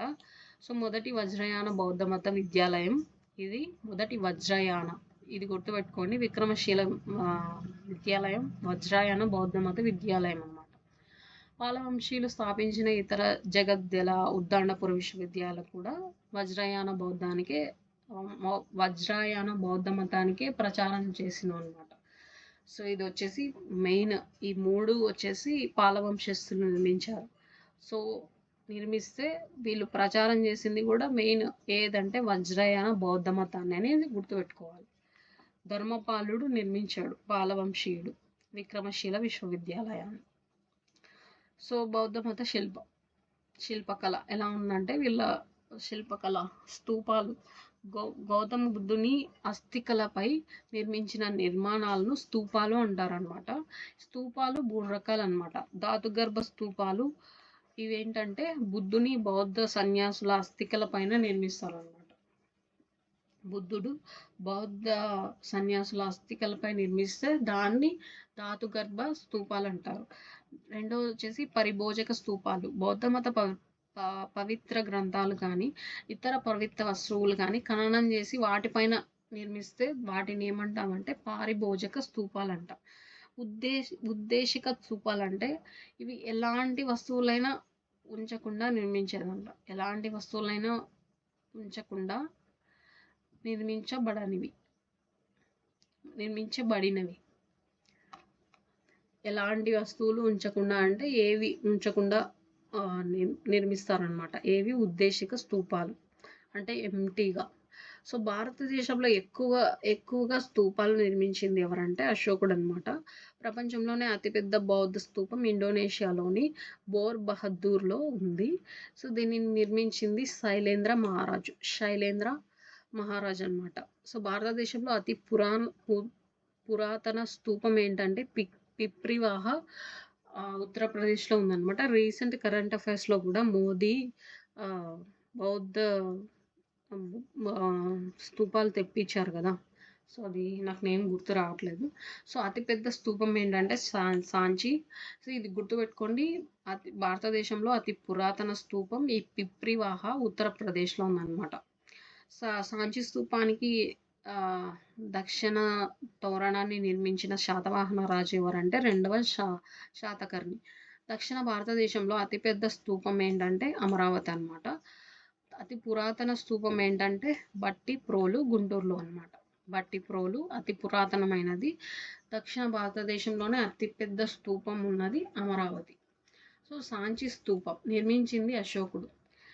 ఇది దేశంలో అతిపెద్ద స్తూపం అన్నమాట. ఇది దేశంలోనే అతిపెద్ద స్తూపం. దక్షిణ భారతదేశంలో అతిపెద్ద స్తూపం అంటే మనకి అమరావతి అని గుర్తు రావాలి. సో దేశంలోనే అంటే సాంచి స్తూపం అనేది గుర్తురావాలి. బర్హుత్ స్తూపం అజాతశత్రువు బౌద్ధ మతంను స్వీకరించిన చిత్రం అన్నమాట. ఇందులో కనిపిస్తుంది బర్హుత్ స్తూపం. సాంచి బర్హుత్ స్తూపాలకు తోరణాల ద్వారాలు నిర్మించింది ఎవరంటే పుష్యమిత్ర శుంగుడు. ఈ సాంచికి ప్లస్ ఈ బర్హుత్ స్తూపానికి కూడా తోరణ ద్వారాలు నిర్మించారనమాట పుష్యమిత్ర శృంగుడు. అమరావతి స్తూపం ఇది గుంటూరు జిల్లాలోని కృష్ణానది తీరాన శాతవాహనులచే నిర్మించబడింది అనమాట. దీన్ని నిర్మించింది ఎవరంటే 2వ పులమావి శాతవాహన రాజు. ఇతర పేర్లు ఏమున్నాయంటే ధాన్య కటకం, వజ్రాల దిన్న, ధరణి కోట అని కూడా అంటారనమాట. సో దీనిని కర్నల్ కాలిన్ మెకంజీ క్రీస్తు శకం 1797లో అమరావతి స్తూపంను కనుగొన్నాడు. సో అమరావతి అనే పదం కనిపించే శాసనం తాడికొండ శాసనం. తాడికొండ శాసనం ఇక్కడ పంచకళ్యాణాలు చెక్కబడ్డాయి. అంటే పంచకళ్యాణాలు బుద్ధుని పుట్టుక కమలం అని, తర్వాత జ్ఞానోదయమైన ప్లేస్ బోధ్గయ అని, చక్రం ఇలా ఉన్నాయి కదా, అవన్నీ పంచకళ్యాణాలన్నీ వీటిలో ఉన్నాయన్నమాట. సో ఇది మనకి స్టాటిక్గా వెరీ ఇంపార్టెంట్. ఎందుకంటే కరెంట్ అఫైర్స్లో ఇప్పుడు అమరావతి క్యాపిటల్ గురించి ఉంది కాబట్టి మనం అమరావతికి రిలేటెడ్ ఉన్న టాపిక్స్ అన్నీ స్టాటిక్గా చూసుకుంటే వాటి నుంచి కూడా క్వశ్చన్స్ వచ్చే అవకాశం ఉంది. సో ఫోకస్ అనేది చేయండి ఎక్కువగా ఈ క్వశ్చన్స్, ఈ టాపిక్స్ పైన. సో బట్టిప్రోలు గుంటూరు జిల్లా రేకపల్లి వద్ద ఉందన్నమాట. అసలు పేరు ప్రతిపాలపురం అనేది నిర్మించింది ఎవరంటే కుబేరుడు అనమాట. ఇది దక్షిణ భారతదేశంలోనే అతి ప్రాచీనమైన స్తూపం బట్టిప్రోలు. సో ఈ స్తూపంలో ముత్యాలు స్వస్తిక్ ఆకారంలో అమర్చబడి ఉన్నాయన్నమాట. బౌద్ధ సన్యాసుల విశ్రాంతి మందిరాలు, విహారాలు అనమాట. సో విశ్రాంతి మందిరాలని విహారాలు అంటాం. చైత్యాలు అంటే బౌద్ధ సన్యాసుల ప్రార్థనా మందిరాలని ఆలయం. సో దీని మందిరం అనొచ్చు, ప్రార్థనా ఆలయం అని కూడా అనొచ్చు. బౌద్ధ సన్యాసుల ప్రార్థనా మందిరాన్ని చైత్యాలు అంటారు. సో ఆంధ్రప్రదేశ్లో అతి ప్రాచీన చైత్యం ఎక్కడ ఉందంటే గుంటుపల్లిలో ఉందన్నమాట. గుంటుపల్లిలో ఉంది. చైత్యములు పూజించే వాళ్ళని ఏమంటామంటే వాదులు అంటాం. సో చైత్యక వాదంను ప్రారంభించింది ఎవరంటే మహాదేవ భిక్షువు. స్తూపాన్ని వేదికలలో విస్తరించే దానిని మహాచైత్యం అంటారు. సో ఉదాహరణకు అమరావతి స్తూపం అన్నమాట. చైత్యక వాదం ప్రధాన లక్ష్యం ఏంటంటే చైత్య ఆరాధన. దీని యొక్క చైత్యకవాదం యొక్క ప్రధాన లక్ష్యం ఏంటంటే చైత్యారాధన. ఆరామము అంటే ఏంటంటే ఒకే చోట స్తూపం, విహారము, చైత్యము, విద్యాలయం కలిగి ఉండే ప్రాంతాలనే ఆరామం అంటారు. సో ఒకే చోట ఉంటాయన్నమాట ఇవన్నీ. ఉదాహరణకి నందలూరు, ఆరామం, కడప. సో కడప ఇది ఎగ్జాంపుల్ అనమాట. సో నెక్స్ట్ బౌద్ధ మతం ముఖ్యాంశాలు. సో ఇంపార్టెంట్ పాయింట్స్ చూద్దాం. ఇక్కడ మనకి అన్ని ఆల్రెడీ మనం డిస్కస్ చేసుకున్న పాయింట్సే మోస్ట్లీ ఉంటాయి. ఇవన్నీ క్విక్గా చూద్దాం. సో బుద్ధుడు అనగా అర్థం ఏంటి? జ్ఞాని అర్థం. సో ఈయన బిరుదులు వచ్చేసి తథాగతుడు, శాక్యముని, అంగీరసుడు. సో నేను కొంచెం ఫాస్ట్గా చెప్తా ఇవి, ఎందుకంటే ఆల్రెడీ మనం ఇవన్నీ డిస్కస్ చేసాం. సో బుద్ధం సంఘం చరణం గచ్చామి అన్నది ఎవరంటే యశుడు అనమాట. సో ఈ బుద్ధం చరణం గచ్చమని పలికింది ఎవరంటే యశుడు అని గుర్తుపెట్టుకోండి. ప్రతిచ్ఛ సముత్పత సిద్ధాంతం దేనికి చెందిందంటే బౌద్ధ మతానికి చెందిందనమాట. గౌతమ్ బుద్ధుడిని ఆసియా జ్యోతిగా వర్ణించింది ఎడ్విడ్ ఆర్నాల్డ్ వచ్చేసి ఆసియా జ్యోతిగా వర్ణించాడనమాట. ప్రపంచ జ్యోతిగా అయితే శ్రీమతి రైస్ డేవిడ్స్ ప్రపంచ జ్యోతిగా వర్ణించింది. బౌద్ధ మత స్థాపనకు జరిగిన రాజ్యం వచ్చేసి మగధ. పోషకుడు వచ్చేసి కోశల రాజు ప్రసేనజిత్తు. తర్వాత బుద్ధుడిని భక్తి శ్రద్ధతో సేవ చేసింది ఎవరంటే ఆనందుడు. భక్తి శ్రద్ధలతో సేవ చేసింది ఎవరంటే ఆనందుడు. సో బుద్ధుని కాలంలో మల్లుల రాజధాని ఏంటంటే కుషినగరం అనమాట. సో బోధనల్లో ముఖ్యమైనవి అహింసా సిద్ధాంతం ఇతని బోధనల్లో ముఖ్యమైనవి. శాక్య కొలీయుల సరిహద్దు ఉన్న రోహిణి నది జలాల వివాదాన్ని పరిష్కరించింది ఎవరంటే బుద్ధుడే. సో సందర్శించిన హిమాలయాలను బుద్ధుడు సందర్శించడానికి వచ్చిన హిమాలయాల నుండి వచ్చిన సన్యాసి ఎవరంటే అసీత. సో హిమాలయాల నుంచి ఈయన చూడడానికి వచ్చాడు అనమాట అసీత. మిలింద పన్హ ఒక బౌద్ధమత గ్రంథమే. దేవతత్వం ఆపాదించబడిన బుద్ధుడు అమితాభ. దేవతత్వం ఆపాదించిన బుద్ధుడు ఎవరంటే అమితాభ. సో భవిష్యత్ బుద్ధుడి పేరు ఏంటంటే మైత్రేయ. సో ఫ్యూచర్లో ఇతనికి బుద్ధుడి పేరు ఏంటంటే మైత్రేయ. మహాయాన మతంలో ఉన్న ముఖ్యమైన బోధిసత్వుడు ఎవరంటే అవలోకేతేశ్వరుడు. బౌద్ధ మత సమావేశాలు జరుగు రోజులు ఏంటంటే ఈ పౌర్ణమి రోజు, విధియ రోజు జరుగుతాయి అన్నమాట. సో సంచార జీవనం చేసే బౌద్ధ సన్యాసులు గల పేర్లు ఏంటంటే చిక్కు అంటారు. తర్వాత బుద్ధుడి చివరి శిష్యుడు వచ్చేసి సబాద్రుడు. బుద్ధుడి బౌద్ధ మతంలోకి బుద్ధుడు బౌద్ధ మతంలోకి చేర్చుకున్న బందిపోటు దొంగ ఎవరు అంటే ఈ అంగుళిమాల అనే బందిపోటు దొంగని చేర్చుకున్నారనమాట. తర్వాత బౌద్ధ సంఘానికి మామిడి తోటను దానం చేసింది ఆమ్రపాలి. ఇది మనకు తెలుసు, ఈమె నాట్యగత్య. సో బౌద్ధ సంఘానికి ఉచ్చరామ సంఘాన్ని నిర్మించింది ఎవరంటే ఈ విశాఖ. సో వీళ్ళు వచ్చేసి బుద్ధుని కుమారులు రాహులుడు, శ్రవణేరు చిన్న వయసులోనే భిక్షువుల్లో చేరాడనమాట, చేరిపోయాడు. ఎవరు రాహులుడు శ్రవణేరుగా. సో ఇది చూసి బుద్ధుని సవతి సోదరుడు నందుడు మరి కొంతమంది శాక్య రాకుమారులను కూడా భిక్షువులుగా మార్చేశాడనమాట. సో ఈ రాహుల్ చేరాడని సో వీళ్ళు కూడా అతన్ని దారిలోనే వెళ్ళిపోయారు. సో స్త్రీలకు పరివ్రజక సన్యాసి దీక్ష ఇచ్చిన మొదటి మతం ఏంటంటే బౌద్ధమే. బౌద్ధ మతం స్వీకరించిన మొదటి స్త్రీ ఎవరంటే గౌతమి ఫస్ట్ టైం ఈ బౌద్ధ మతాన్ని స్వీకరించిందనమాట. సో మరణించిన కుమారుణ్ణి బ్రతికించమని వేడుకున్న స్త్రీ ఎవరంటే కృష్ణాదేవి ఈ చనిపోయిన కుమారుణ్ణి బతికించమని అడిగింది. ఎవరు? కృష్ణాదేవి.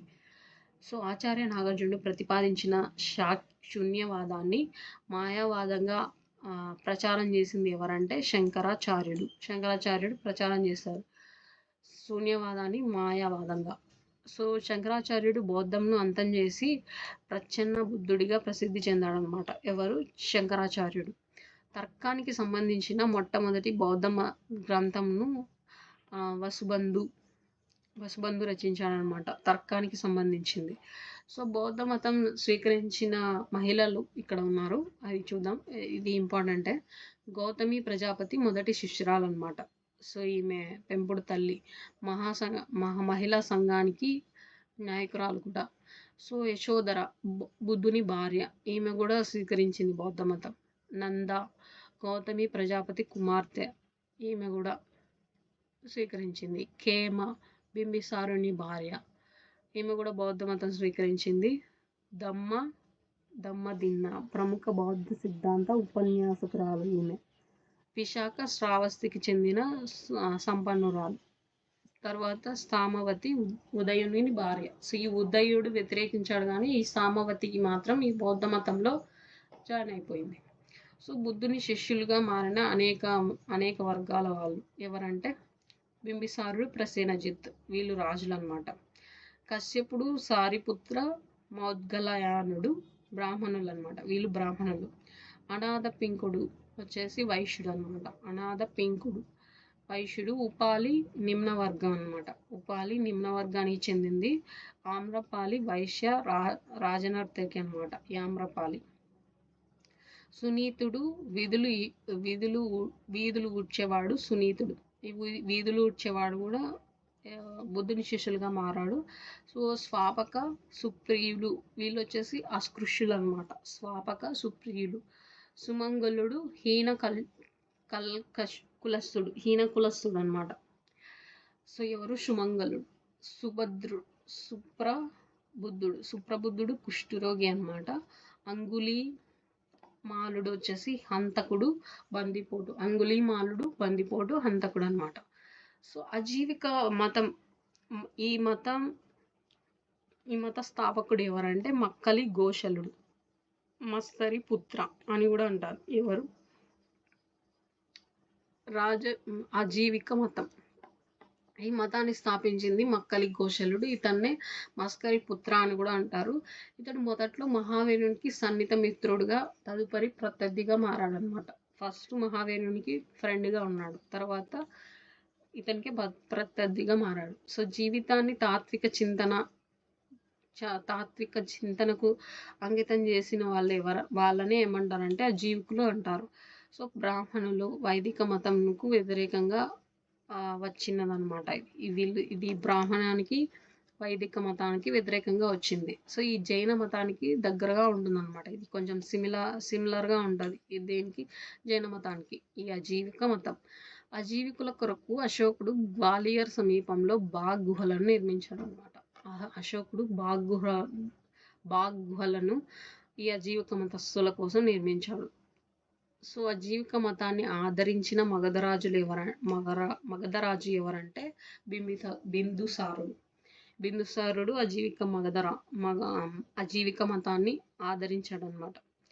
భాగవత మతం కృష్ణ వాసుదేవుణ్ణి ఆరాధించే శాఖ అనమాట. ఇది క్రీస్తు పూర్వం 2వ శతాబ్దంలో గుజరాత్లో రూపుదిద్దుకున్న తర్వాత వైష్ణవంగా మారింది.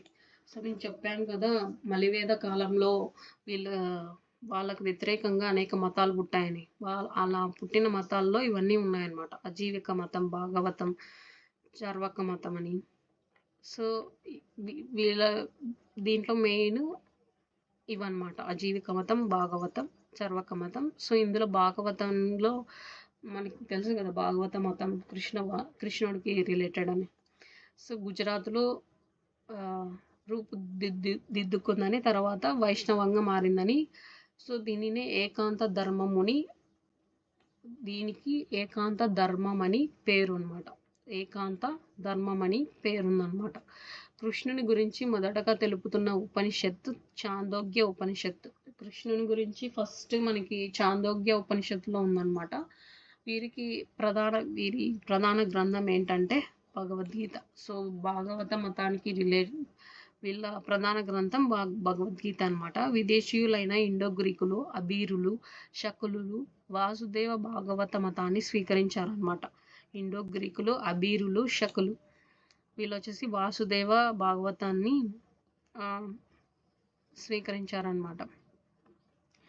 స్వీకరించి భారత సమాజంలో కలిసిపోయారు. సో వీళ్ళందరూ విదేశీయులైన ఈ మతాన్ని స్వీకరించి భారతదేశంలో కలిసిపోయారు. సో తర్వాత వాయువ్య సరిహద్దుల్లో విదేశీయులు భారత సమాజంలో విలీనమగుటను ఈ మతం సహకరించింది. సో విలీనానికి ఈ మతం సహకరించింది అనమాట. ఇండో గ్రీక్ రాయబారి హిలియోడోరస్ భాగవత మతాన్ని స్వీకరించాడనమాట. ఇండో గ్రీక్ రాయబారి కూడా భాగవత మతాన్ని స్వీకరించాడు. ఇతను బేస్ నగరంలో గరుడ ధ్వజ స్తంభ శాసనం జారీ చేశాడనమాట. తర్వాత భాగవత మతంలో భక్తికి అధిక ప్రాధాన్యత ఇవ్వబడింది. కర్మ పునర్జన్మలకు కూడా ప్రాధాన్యత ఇచ్చారు. సో ఇప్పటికి కూడా స్టిల్ భాగవత మతాన్ని పాటించే వాళ్ళు చాలా మంది ఉన్నారు. సో చార్వక మతం యజ్ఞ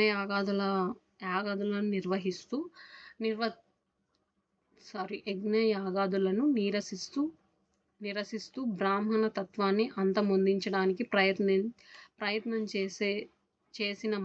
చేసిన వర్గమే చార్వకులు. ఈ చార్వకులు అనమాట. చార్వకుల మత స్థాపకుడు ఎవరంటే చార్వకుల యొక్క గురువు ఎవరంటే Brihaspati.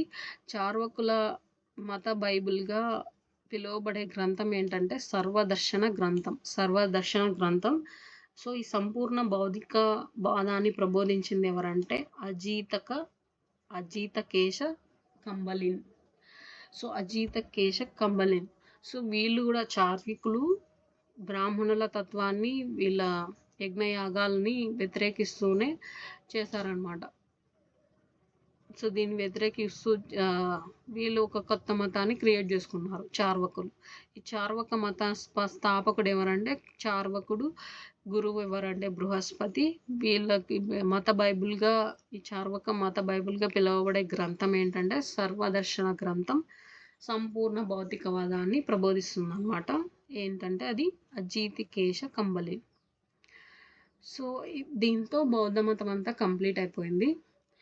So thank you for watching and bye.